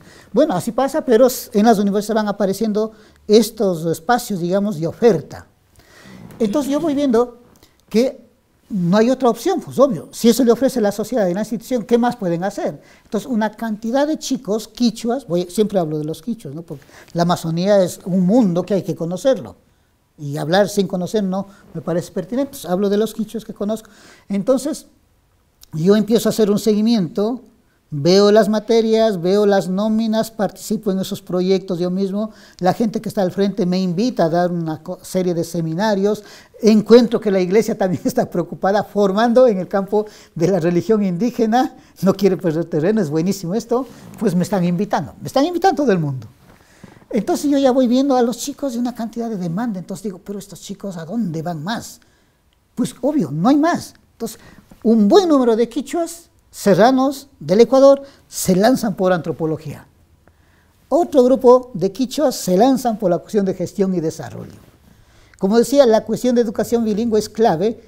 Necesitamos también, pero gente más formada, con más metodología, más ciencia y bla, bla, ¿no? Ahí se lanzan un buen grupo para la docencia de educación bilingüe. Por ahí van. En sociología, por ahí unos sueltitos. Y como ya están formados, empiezo yo a hacer un seguimiento de las tesis que están haciendo, entonces veo, o sea, claro, un afán ¿Qué más se les puede formar? Son los mismos profesores, son los mismos textos, solo el título es que dice gestión y desarrollo, por ahí tal vez alguna cosa. Y nuestros chicos que salen, que van a cumplir en muchos casos unos puestos, unas funciones muy estratégicas de toma de decisiones y que tiene que negociar con el Estado o con otra institución, yo que sé, Fondo Monetario Internacional, o que tiene que viajar, eso que en Estados Unidos creo que hay la ONU, ¿no? Que el área de indígena, pero van con unos discursos un poco medios así sueltos, y me pongo a reflexionar, pero así no puede ser, es que solo eso no somos los quichuas. Claro que puede ser una cosa muy pedante, ¿no? ¿Acaso no hay una posibilidad y gente que vaya también por otras carreras que la misma sociedad ofrece? Entonces empiezo a hurgar, digo, no, como yo ya había trabajado esa cosa desde hace años atrás, filosofía. Porque digo, vaya, filosofía está votado. Y me llamó la atención porque todos los chicos que aparecían ya decían, es que nuestra filosofía quichua, nuestra filosofía indígena, nuestra filosofía andina y bla, bla, pero los chicos no estaban formados, pero el concepto o la idea o la imaginación era llamativa, atraía, era incluso mágica, exótica. Digo, no, ya hay el semillero por ahí, pero hay que decirlo desde un punto de vista muy formalizado, muy sistematizado, con mayor argumentación rigurosa, y sobre los documentos históricos, viendo nuestra cultura que tiene desde 1532 documentación histórica, quien quiera que lo haya escrito, como quiera, pero es lo que tenemos y uno puede. Entonces, eso, digamos, además una cosa muy personal también, porque desde el colegio mi profesor me dijo, oye, pero tienes más énfasis en filosofía, eso ya quedó como una huellita ahí. Entonces, pues llegó el momento propicio que había casi la penúltima promoción en filosofía de la católica. La cosa es así, es que estas cosas de filosofía siempre están en manos de la institución particular, y entrar en la institución particular es mucho dinero, pero aquí la cosa, no sé si es un delirio, una demencia mía, dije, hemos tenido unos poquitos ahorros, vamos a hacer unos préstamos, y es una cosa, una vez le decía en una entrevista a una chilena, decía, no sé, a ver si me siento mal, en vez de comprarle un juguete a mi hijo, en vez de comprarle un pantalón, unos zapatos, yo tenía que juntar ese dinero para pagar a la católica, porque son unos precios exorbitantes. Ahora con la pandemia y hasta ahora, hacerse una maestría está casi regalado. Pero antes de eso, es una locura. Si usted no tiene un buen trabajo, ciertos estatus, imposible hacer una maestría en universidades públicas. No digo solo de la católica, en cualquier universidad privada, quiero decir. En cualquier universidad privada es un acto de locura. Y claro que también había instancias, aquí es otro tema buenísimo para comentar, cuestionar, criticar. Había instancias que le apoyaban con tal de que usted diga que es indígena, tal le daban para proyectos de desarrollo, iniciativas, bla, bla, esas instancias becas. eran como ¿qué organizaciones no Las ONGs. Entonces había que todo el mundo daba la vida por los indígenas. ¿Nacionales del Ecuador de o muchas partes del mundo, internacionales? De muchas partes, por ejemplo, le hablo de Ibis, Dinamarca. Hablo del país de Vasco, por ejemplo, hablo de unas agencias de Canadá, la GTZ que me apoyó con mis becas, que siempre lo digo y reconozco, que es de Alemania, por ejemplo, de muchas partes, ¿no? De muchas partes. Pero ¿cuál fue la decepción? Que durante dos veces, yo sentí eso. No tenía dinero, pero me gustaba la maestría de filosofía. Y como muchos colegas, para entrar a las licenciaturas o maestrías de antropología, sociología, gestión y desarrollo, recibían becas y les daban y vivían como reyes, ¿sí? Asuntos étnicos, recuerdo, el Fondo Indígena daba plata, pero ¿qué más quiere? Tome un poco más, pueda que le haga falta. Dije, guau, genial, me voy yo también. Yo era quichua hablante, había ya escrito libros, dije, yo soy del pueblo Natahuela, mira, yo soy indio, así, ¿no? De pura raza, haciendo bromas, ¿no? No, señor, no, señor, no, señor. Filosofía no le sirve a nadie, vaya a plantar árboles, a engordar chanchos, eso es lo que va a dar plata, es lo que necesita. Entonces, sí me decepcionó, pues yo quería filosofía. Entonces, tuve que hacerlo personalmente. Entonces, es un cuestionamiento a las organizaciones según sus intereses, pero a qué áreas les conviene en educar, ayudar. ¿Y por qué no filosofía? O sea, filosofía no estaba alineada en los intereses de esas organizaciones, entonces no había interés. No. Y eso es lo que lo lleva a usted a pagar con sus propios recursos. Tenía que buscar alguna salida, ¿no? Y entre otras salidas era a veces hacerse un préstamo, a veces gastarse un ahorrito, lo que sea, o descuidar a los hijos que le decía, ¿no? pero ya pues. Y lo bueno, lo bueno es que como ya tenía el trabajo, digamos, estable en la Universidad Central, eso me permitía, pero vivir de una manera como estoico, o sea, con un pancito diario. Entonces hay que darle crédito a su familia, a su esposa y a sus hijos que han tenido la paciencia y le han apoyado en esos estudios. Sí, yo siempre reconozco en mis tesis de licenciatura, de la maestría, y ahí mismo está, siempre están mis hijos, siempre está mi esposa, mis hermanas de una u otra manera. Sin el apoyo de ellos, imposible. ¿Y cuánto tiempo le tomó terminar la maestría en filosofía? En ese tiempo eran 2 años y más un año más de la tesis. Eran dos. ¿Sobre qué tema desarrolló la tesis? Mi tesis de maestría en la Católica de filosofía fue la reconstrucción del pensamiento quichua a través del análisis de los primeros vocabularios. Son 5 vocabularios quichuas que se escribieron entre el siglo XVI y XVII. Porque, como digo, como es coyuntural, la gente necesita, yo daba clases, pues dices que no hay palabras para esto, no hay palabras para lo otro, pero digo, pero si el quichua fue escrito desde el siglo XVI, ahí está. Pero está disperso, era difícil en mi loca así idea, ¿no? Es que voy a sistematizar los 5. Y de hecho es un trabajo bárbaro que he hecho yo solito, una catedral, pero solo las paredes vacías, así lo digo yo, ¿no? He hecho una catedral, pero solo palabras vacías, paredes vacías. Entonces ya está sistematizado los 5 diccionarios del siglo XVI y XVII, pero solo la parte quichua-castellano.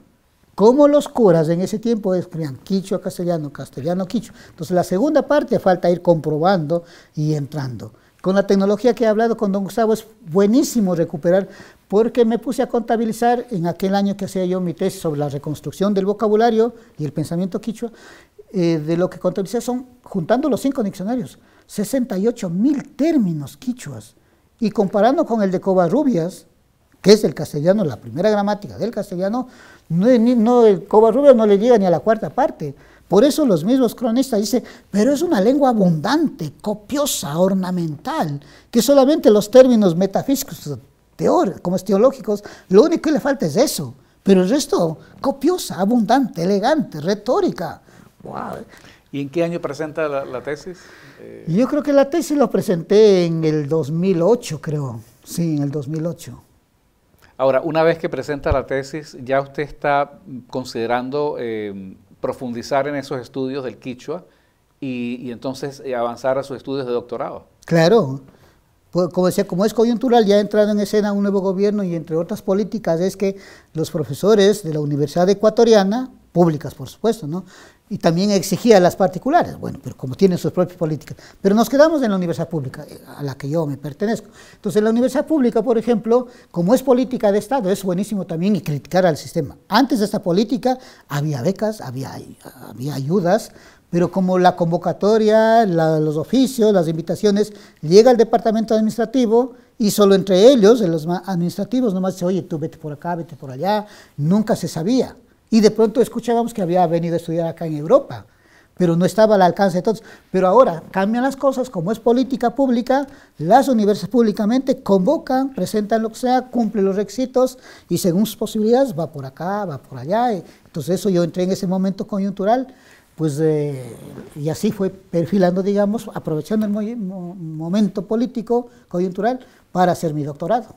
Ahora, tomando en cuenta que ya usted tenía una base con el trabajo que hizo para la maestría, y al emprender los estudios de doctorado, ¿cuál es la tesis que usted intenta desarrollar para su doctorado? ¿Cuál es la tesis fundamental pues, de ese Entonces, estudio? como decía yo, para la maestría, así no sé si fue muy bien pensado conscientemente, como decía, hay una cantidad de términos quichuas dispersos en los distintos diccionarios y ya está sistematizado.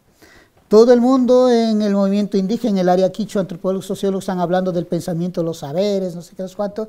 Hay la necesidad, una realidad que demanda frente a un hecho para que no quede una cosa así extraña solamente para guardar. Entonces yo pensaba ingenuamente que pues hay una demanda social y esto puede ayudar.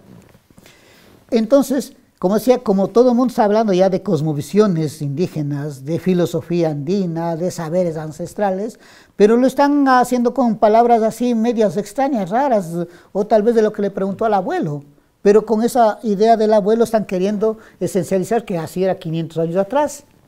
Entonces yo dije, Yo ya había entendido.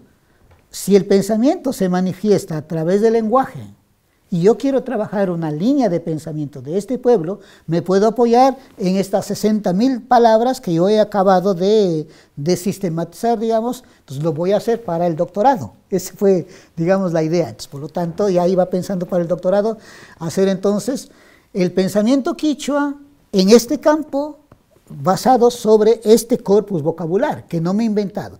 ¿Cómo lo decían? ¿Cómo se aplicaba? ¿Qué campos? ¿Cómo se relacionaban? Eso, digamos, estaba pensando así, pero coyunturalmente se presentaron otros acontecimientos y decidí, digamos, hacerlo por mi personaje favorito, Cusi Yupanqui, ¿no? Entonces explíquenos un poco esa parte para poder entender, cuando usted elabora su tesis, no solamente es trabajando sobre el pensamiento quichua, sino que lo centra en un personaje específico. Claro. ¿Quién es este personaje? Entonces, o sea, siempre intentaba ver lo coyuntural, lo que probablemente tenga sentido, tal vez tenga aceptación, tal vez algún dirigente, lo compre el libro y diga, ¿qué es? Entonces, como el término Pachacuti se ha vuelto un elemento en los últimos 15 años de discusión, de reflexiones, de debates. ¿Qué quiere decir Pachacuti? Pachacuti quiere decir entonces la transformación del mundo. Entonces, como yo ya voy a precisar más, es Cusi Yupanqui Pachacuti Inga. Y yo he puesto intencionalmente los 4 nombres, porque esos 4 nombres corresponden a este personaje en distintos momentos de su edad. Bueno, o sea, como el término Pachacuti, políticamente en mi país se llama Movimiento de Unidad Plurinacional Pachacuti. El término está ahí, y Pachacuti se vuelve un elemento de unificación. Pachacuti encuentra en Bolivia, Pachacuti eso, Pachacuti también es el quinto Pachacuti, está regado, todo el mundo lo repite, aunque nadie lo sabe qué mismo es. Entonces el término está por ahí. Como yo había comentado en los seminarios anteriores, mi primer tema de tesis era, porque era otro tema manoseadísimo, como están hablando de filosofía, cosmovisión, pensamiento milenario, todo el mundo ahí parece una fanesca, nadie sabe qué mismo es, pero están utilizando del Pacha, es de tiempo, espacio, Jahuapacha, Caipacha, Ucupacha y todo, y termina a veces incluso repeliendo esa cosa, ¿no? Nadie explica. Entonces yo voy a trabajar y a darle el lugar que corresponde al término del tiempo. Sobre eso empecé a juntar casi un año, pero ya pensando y buscando ya la mejor universidad aquí en España, por las facilidades que me permita, por supuesto, cuáles eran las condiciones, ya podría decir luego, viendo más o menos cada universidad, qué áreas de investigación donde me puedan aceptar, mi tema de investigación y de test que me puedan aceptar, porque cada programa tiene sus propias líneas, ¿no? Entonces, buscando así y juntando material. Entonces ya junté bastante material sobre el tiempo. Las crónicas yo los tenía desde el 96, que yo regresé del Cusco, como decía, la GTZ me becó, y ahí conocí, entré en contacto y desde ahí dije, esta es mi línea y de aquí no me voy a separar nunca más, sin desconocer los clásicos de acá de Europa. Entonces, tenía ya toda la documentación más principal histórica ya guardadito, señalado, leído un montón de veces, y necesitaba entender el concepto de tiempo también en estas culturas griegas, en la cultura romana, porque ya sabía que los cronistas tienen formación acá escolástica, y con esa formación fueron allí, ¿no? Como había dicho ayer, entonces tenía que entender, estaba juntando ahí. Y por azar me hace una entrevista una chica que había estado estudiando sobre pedagogía y no sé qué cosas en Estados Unidos. Pues en Estados Unidos, como dice, si no hay el libro en Estados Unidos, no hay en ninguna parte del mundo. ¿Cómo me habrá localizado la señorita? Como trabajaba en la Católica, es más fácil la Católica en estas cuestiones, ¿no? Un día ya citamos para la entrevista y me va llevando como un gesto hermoso, dice, tenga profesor Potosí, porque a usted ha averiguado que le gustan estos temas. Entonces me lleva así en una fotocopia, dice, esto se acaba de publicar y está a la venta en Estados Unidos, es de Tom Suidema, que se llama El calendario festivo, tiempo y no sé qué más de los incas. Era la síntesis, la reunión, la compilación de 50 años de reflexión sobre el tiempo, la fiesta, los calendarios, las concepciones de los astros con el tiempo, de este profesor Tom Suidema, ¿no? Dije, no, pues ya está hecho ya, o sea, hacer sobre eso, o sea, ya era casi como dice Diomer, sobre mojado. Entonces, rapidísimo, como siempre he tenido varios temas que estoy trabajando poco a poco, busqué, digamos, en mi diario a ver qué otro tema he estado juntando y apareció Pachacuti. Entonces, a partir de eso, le di un giro rapidísimo, recogí, junté nuevamente, pues y sobre la marcha, he ido puliendo hasta que ya tenemos el libro. Claro, hay que comentar que es sobre su tesis doctoral que luego, posteriormente, pues Pentalfa Ediciones de la Fundación Gustavo Bueno publica su libro, pero que fundamentalmente es la tesis que usted presenta y que fue aprobada, ¿no? ¿Y por qué no, qué le parece si nos comenta sobre el título y la imagen del libro? Bien, entonces digamos, gracias. Si ya tuvo la suerte de pasar esos filtros tremendos, ¿no?, académicos, de subir la tesis, lo que sea, René, no recuerdo cómo se llama el apellido, un amigo que le tengo mucha gratitud, no sé cómo habrá sido, pero me ubicó y me llamó y entonces me dijo, queremos hacer una entrevista en su programa Matices, ¿no? No todo es blanco y negro, algo así, no todo blanco es negro. Entonces el compañero René me hizo y ahí entonces ya me dijo, me parece pertinente, me dio algunos datos, ¿qué tal si te pones en contacto con la Fundación Gustavo Bueno? Porque hemos revisado que en la bibliografía utilizas muchos libros de él y sería pertinente que te pongas en contacto con la Fundación Gustavo Bueno, que estamos aquí, ¿no?, con Gustavo Bueno Sánchez. Sería pertinente que le expliques de qué manera te sirvió las ideas de don Gustavo Bueno en el desarrollo de tu trabajo, porque resultaba una cosa casi exótica, extraordinaria, como unos conceptos, un sistema filosófico del materialismo filosófico, de pronto apareces aplicando en este tema, en donde lo más común y corriente es utilizar el estructuralismo desde la antropología, o las corrientes ideas del decolonialismo, o desde las ideas culturalistas o de los estudios culturales, y de esos subalternos, que se llaman, o desde las epistemologías del sur, ¿no? De pronto aplicas eso, te sales, digamos, de la casi, diríamos, de la norma que se estudia en estos asuntos de América, del mundo quichua. Entonces, supongo que esas cosas también llamó la atención. Entonces, ahí ya me hicieron, digamos, una primera entrevista con conversatorio, expliqué la manera, cómo los trabajos. Entonces, a partir de esa entrevista con don René, de este canal No Todo es Blanco y Negro y Matices, ya me puse en contacto con don Gustavo. Entonces, don Gustavo también me dijo, sí, has utilizado de mi padre y quisiéramos ver qué te parece, si necesitas, así no, si necesitas alguna cosa, aquí está mi dirección, lo que sea. Bueno, entonces ya me quedó, digamos, ahí con un gusanito, ¿no? Entonces, lo pensé y yo también lo dije, sería una buena posibilidad. Tendría, digamos, sería esto, como dicen, un arma de doble filo, como dicen. Yo sé que mucha gente diría, ¿y por qué este tema fuiste a publicar en España? ¿Ya? Digamos, ahí sería una primera crítica. Y la otra cosa, ¿por qué no publicar en América dentro de tu área que tanto estás defendiendo? Será una dicotomía tremenda. Fue un poco difícil, digamos, hasta tomar la decisión. Entonces me puse a hacer memoria de eso, qué es lo que pasa, conversé con algunos colegas, no es que así vine y le dije, don Gustavo, quiero publicarlo, ¿no? Después de conversar con una serie de colegas, compañeros de universidad, ¿cuál ha sido el destino de sus tesis doctorales convertidos en libros? Entonces, mira, por ejemplo, solo un casito. Dijo, verás, hermano, yo publiqué mi tesis en libros aquí en esta universidad, no te doy el nombre. Dice, está publicado, se han editado no sé cuántas unidades, pero ahí está, botado, ahí en la bodega.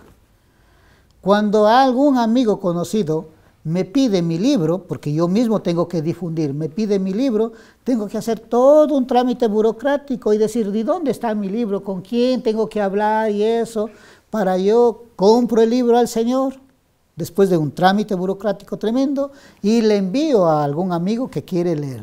Eso es. Yo te recomiendo, con esta realidad, no publiques aquí. O publica con México, creo que ahí tienen la UNAM, no sé qué. Ellos tienen toda una red de difusión. Lo que interesa es, cualquiera que sea tu título, que se difunda. Lo comprarán 1, 2, 3, unos 10, tampoco hay que hacer una idea de que va a ser un bestseller, ¿no? Pero al menos de una de esas instituciones mexicanas dijo, tiene la plataforma suficiente para difundir, te podría salir por ahí, entra en contacto. Después me puse a pensar así, y también dice, la otra cosa que podrías hacer es publicar en Quito mismo, hay una librería que se llama Avia Yala, bueno, voy a obviar algunas palabras, dijo, espera, y es verdad, yo he publicado algunas cosas ahí. Usted compra el libro que ahí han publicado a mitad, usted abre sin terminar la mitad, ya se salió todas las hojas. Con la cantidad de fallas que está, nadie le va a arreglar. O sea, ahí, como política, ya creo que murió uno de los salesianos directores, es que aquí se trata es de difundir lo más barato, no importa la calidad, lo que se trata es de difundir, porque si nos detenemos a hacer calidad, cuidadosos, imagínate, saldría un montón de plata. Quise hacerlo ahí, porque como es Abya Yala, difundes uno mismo pensando que tal vez le compre el enemigo, digamos, el contrario, algún amigo, tal vez sea cerquita, pero después que fui a averiguar me dijo, es que tienes que pagar tú tienes que pagar. Casi que cedas derechos de autor ya no resulta, porque la compra y venta, ediciones de libros ya está complicadísimo. Y hasta ahí llegamos, tendrías que pagarnos tú, ahí lo pondríamos ahí, y si quieres que se difunda, eso también fue que me decepcionó, y si quieres que se difunda, tendrías que pedirnos a nosotros los libros y te vas dejando de librería en librería. Vaya, si no soy vendedor de pan, ¿no? Eso no quiere decir que estoy anulando la función social del trabajo. Pero es que uno no está, ha gastado tanto tiempo, dinero, y cargado mis libros ofreciendo en cada librería, o sea, es denigrante pues para eso. Entonces ya después de analizar todo eso y conversar con otros colegas, dije, voy a hablar con don Gustavo. Y por eso, entre otras cosas, le dije, ¿y cuánto tengo que pagar? Claro, uno no sabe, pues, pero como ya había medio confianza, le dije, ¿cuánto tengo que pagar para medir? Porque yo tengo ahora 2 hijos que están en la universidad y tengo que velar por el bien de ellos. Entonces me dijo, no te preocupes, eso, aquí lo vamos a hacer esto, te daremos unos cuantos, todo que quede claro, lo que nos encargamos es tratar de difundir por todos los medios posibles, hacerlos como ellos dicen en vegetal, luego también en digital, y eso podría ir a hacerte eso que hemos hecho, ¿no? Ayer lo que se llama la entrevista, el diálogo, el lunes también una cosa, la presentación del libro, y pues ya es bastante, ¿no? Es bastante, entonces así ha sido, digamos, la historia de él. Ahora, volviendo a esto de la imagen, como es de Cusi Yupanqui, intentado hacer desde que nace hasta que muere, y yo decía, pero ¿cómo le puedo adornar? Y lo que yo voy a adornar es una cosa que yo me invento o va en contra de algunas prácticas que los primeros cronistas lo dijeron. Entonces, entre otras cosas, ellos son muy visuales, siempre lo hacen bulto. Entonces, no era solo la letra, eso dice el cronista, siempre son visuales, siempre es lo que se toca, lo que se huele, lo que se percibe, lo que se escucha, y en bulto, ya tenía. Y luego, como se trata de la vida de él, encuentro en algunos cronistas un canto que le llaman el canto final de Cusi Yupanqui. Entonces, cuando yo fui a analizar esa partecita del canto final, y sobre ese canto final hay una cantidad de escritos, de estudios, de análisis, lo que sea, eso no es quichua, o es una estructura copiada de acá en este tiempo. Bueno, como quiera que sea, pero me llamó la atención porque en ese canto final tanático que yo le he puesto, el canto final tanático de Cusi Yupanqui, me llamó la atención porque es la aceptación estoica, que ha llegado un momento que la muerte me viene bien, ha llegado un momento que la muerte es una realidad. Y yo como humano tengo que aceptarla. No tengo que huir, no tengo que entrar en lamento, una cosa deplorable. Tengo que cantarla porque con ello ya se cumple un ciclo que como humano se relaciona conmigo. Y dentro de ese canto está esta figura que él lo dice explícitamente como una flor del jardín. En otras crónicas, en otras variables, como el lirio del jardín, que nace, florece, crece, y ahora estoy seco, y así como el lirio he vivido, ahora yo recibo. Y esta cosa también dice, y este canto, cuando llega el cronista, ¿no? Este canto, sus descendientes, su familia, el Tupagayllo, el Capagayllo, ¿no? Dice, lo cantan en honor a él. Entonces, me pareció pertinente, entonces como dice, como el lirio del jardín, ¿sí? Entonces, como digo eso en quichua, es Amancay. Entonces, por lo tanto, digamos, esta figura está representando el último canto, la figura que en el último canto de la muerte lo dijo el mismo Inca. Entonces, eso, alegoría, pues digamos, quise que la misma flor sistematizara la percepción del mundo, de la vida, de la muerte, del biografiado, digamos, en ese sentido. Y para un poco recapitular la idea que usted estaba desarrollando, ¿Cuáles son, digamos, los elementos que le sirven del pensamiento de Gustavo Bueno, del materialismo filosófico? Hay varias citas allá, digamos, fue parte del material bibliográfico que usted usó para la tesis, para el libro. Pero si nos puede explicar de manera breve cuáles son las herramientas que le permite, digamos, el pensamiento de Gustavo Bueno, que facilitan, pues, armar el cuerpo de su tesis. Ya, entonces, para ir cerrando esto. Entonces, antes de llegar a eso, diría que desechando qué cosas, o como dice, eliminando qué cosas, tuve que optar por algunas ideas, ¿no es cierto? Decía así, en los últimos 20 o 25 o 15 años, el interés, digamos, sobre el mundo quichua, sobre el mundo andino, como le llaman así, venían desde distintas disciplinas, sobre todo por hablar de las sociales, literatura, historia del arte, lingüística, historia, sociología, y de varias disciplinas, una especie de efervescencia. Efervescencia como desde los 90 empiezan a surgir fuertes las organizaciones. En el campo político aparecen instituciones quichuas, digamos el caso de mi país, el Movimiento de Unidad Plurinacional Pachacuti. En Bolivia, nos guste o no nos guste, no estamos para juzgar, no tengo los datos, no he vivido ahí.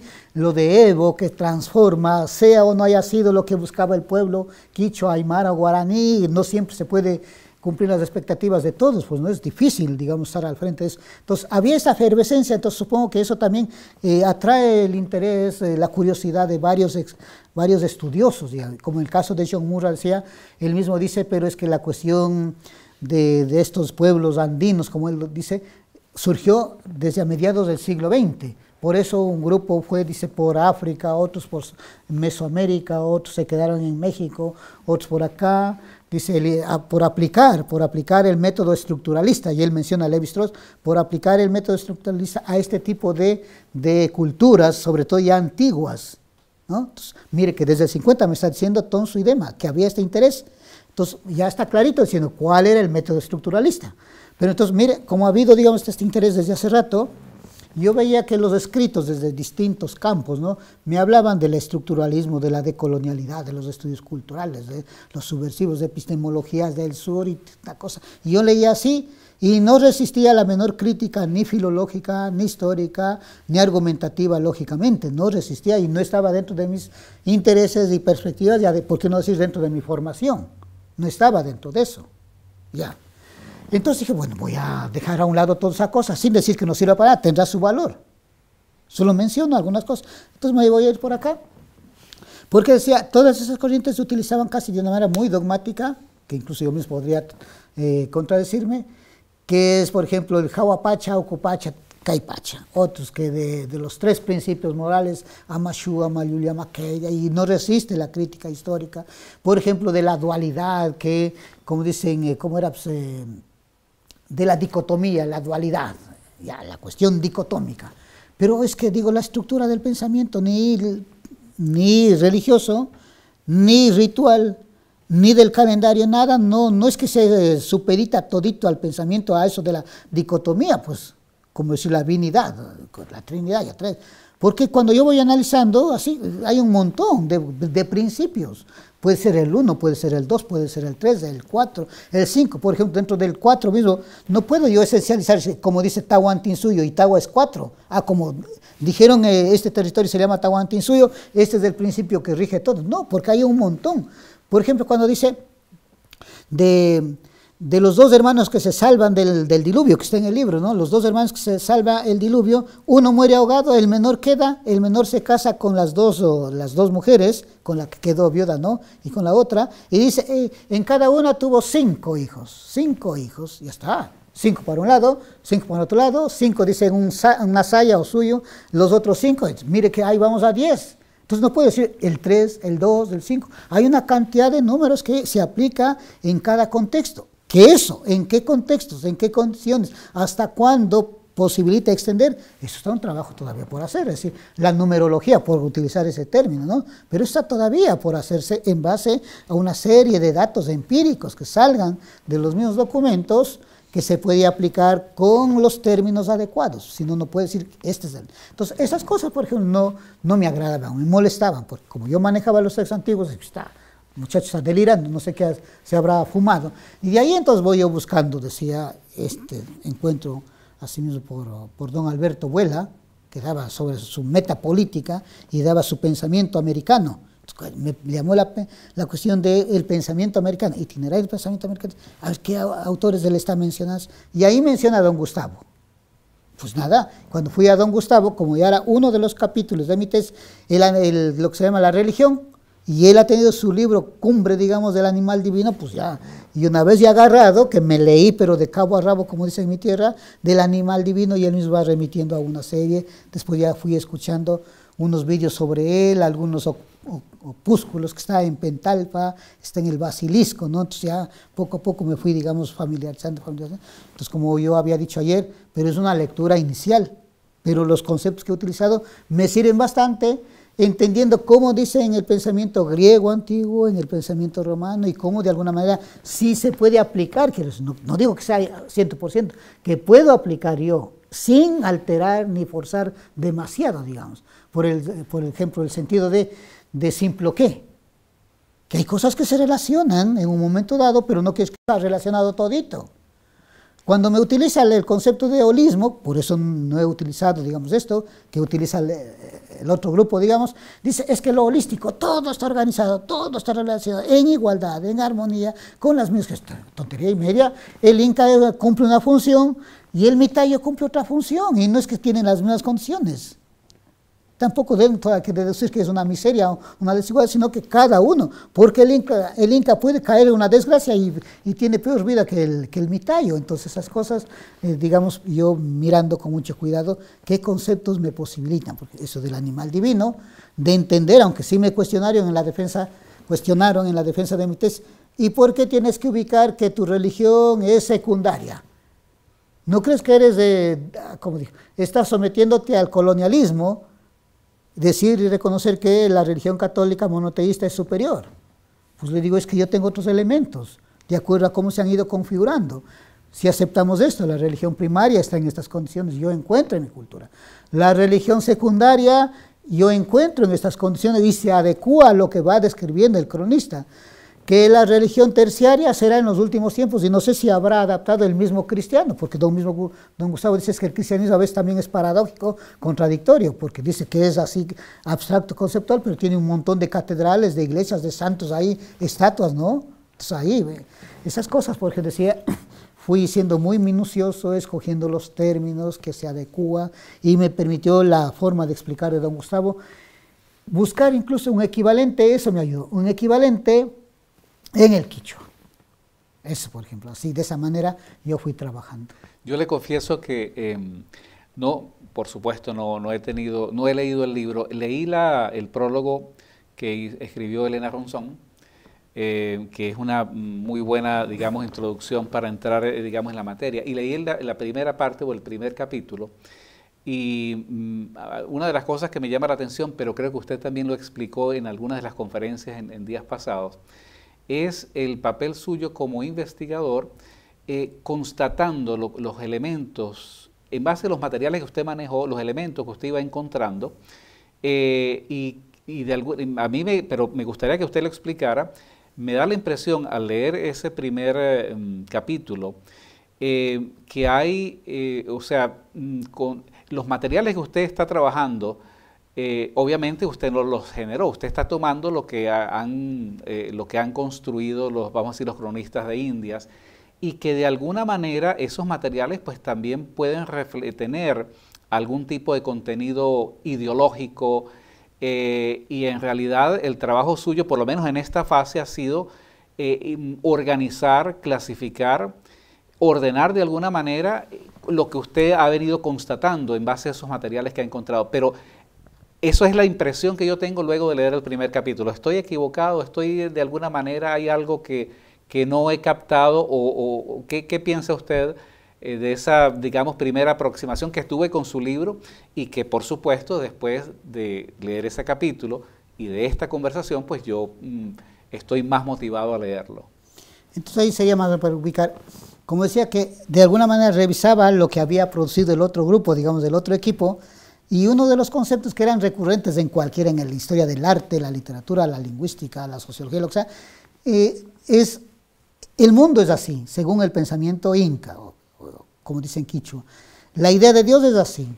La idea del hombre es así, que el hombre, hay unos locos que rayan, dice, por ejemplo, el pensamiento socialista, que ya está mencionado, finalizando el 19 y entrando el 20, que el hombre quichua, por no decir por su naturaleza, ya es socialista.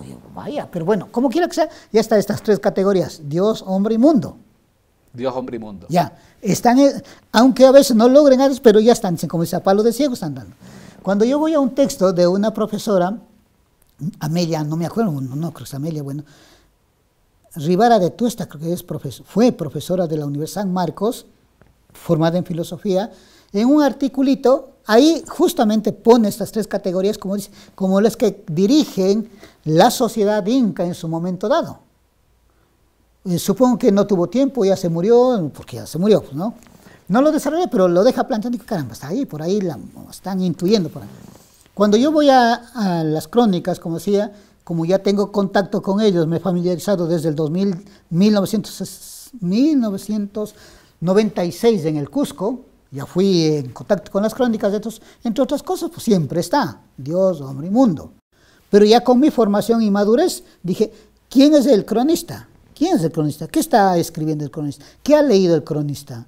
Y como ya me he ido formando tanto en la maestría como en el doctorado en filosofía, y la línea de investigación es filosofía iberoamericana, escolástica, pues no veo obligatorio, ¿no? Entonces, ya por ahí, entonces las ideas centrales del cristianismo, del periodo que yo me voy a ubicar solo del periodo del cronista, ¿no? Siglos XV y XVI, pues Dios, hombre y mundo. Son la trinidad de reflexión filosófica, teológica, política, jurídica, bla, bla, bla, que eso lo trabaja muy bien don Gustavo en ese texto o de Elena Ronson, ¿no? Que es la constitución moderna del hombre en el siglo XVI, ya cuadra, pues, entonces ya con esas tres categorías ubicadas, bueno, entonces he ido, ¿cómo dice el cronista? ¿A quién cita el cronista? ¿Cómo se dice? ¿Cómo se concibe? Entonces ahí don Gustavo entra en escena y me ayuda muchísimo con ese artículo que lo publicó en esa colección de 1972, creo, por ahí, entonces, con ese texto a la mano. ¿Cómo se concebía, por ejemplo, desde el derecho, el concepto de hombre, ¿no es cierto? ¿Cómo se concibe desde el derecho? ¿Cómo se concibe desde la medicina? ¿Cómo se concibe desde la teología? ¿Cómo se concibe desde la filosofía? Pues ahí don Gustavo era un texto de cabecera, pues, ¿no? Entonces, trabajando, pues ahí ya logré empatar. ¿Cómo concibe el autor clásico, por ejemplo, Vives, que es el texto favorito? ¿Ya? ¿Cómo consigue, por ejemplo, Torquemada el hombre? Probablemente me está mencionando el cronista al filósofo, Aristóteles, y lo pone a veces con clarísimo, ¿no? La política. Entonces, ¿cómo está concibiendo? Entonces, con esas categorías, iba viendo lo que dice el cronista, volver al texto original que menciona el cronista, y qué puedo encontrar yo sobre el hombre en estas crónicas. Entonces así he ido categoría por categoría. Por ejemplo, cuando yo voy al caso del numen, digamos, pues don Gustavo en El animal divino ahí tiene pues es su obra cumbre, ¿no? Y entonces de una voy. ¿Cómo concibe? ¿Por qué? Porque la categoría de numen ya está mencionada por el primer mestizo jesuita Blas Valera, más o menos 1580, cuando hay un saqueo o quema de Cádiz, por ahí pasa en esa época, ¿no? Se salva más o menos los documentos, pero desde ahí ya queda el término numen. Y cuando el mismo jesuita me dice, es que numen es el nombre que le dan a esta fuerza, a esta energía, a esta percepción de este Dios Viracocha que ellos tienen por Dios, o sea, ya no utilizar esa categoría ya sería lo más absurdo. Entonces ahora viene el siguiente paso. ¿Cómo me va explicando don Gustavo? Bueno, desde el materialismo filosófico, la idea de numen. Él mismo me está diciendo que han ido avanzando, entonces tengo que ya ir a ver cómo se representa en la pintura rupestre y luego en el mito. Pero como yo estoy trabajando en el mundo quichua, ¿y cómo aparecen las representaciones más o menos de la pintura rupestre? ¿Cómo aparecen los mitos de creación del mundo por ese numen? Es igualito, son algunos, son de mayor jerarquía, jerarquía menor, ¿dónde están? Acompañan al hombre, acompañan al mundo, ¿qué requieren del hombre? Entonces así yo fui trabajando de a poco, digamos, constatando lo que me menciona el cronista, volviendo a revisar lo que el autor que él menciona para ver, pues claro, una cosa así media cuidadosa como el policía, pues no, como Sherlock Holmes, por ejemplo. A ver, ¿qué dice? ¿Leyó bien? ¿Entendió bien? ¿Distorsionó? ¿Qué es esa cosa simpaticísima? Bueno, cuando se tiene tiempo, pues ya ves, ya me vencía el tiempo, pues ahí quedó, ¿no? Claro, claro. Bueno, Fabián, para mí ha sido un gran honor y un gran placer sostener esta conversación con usted.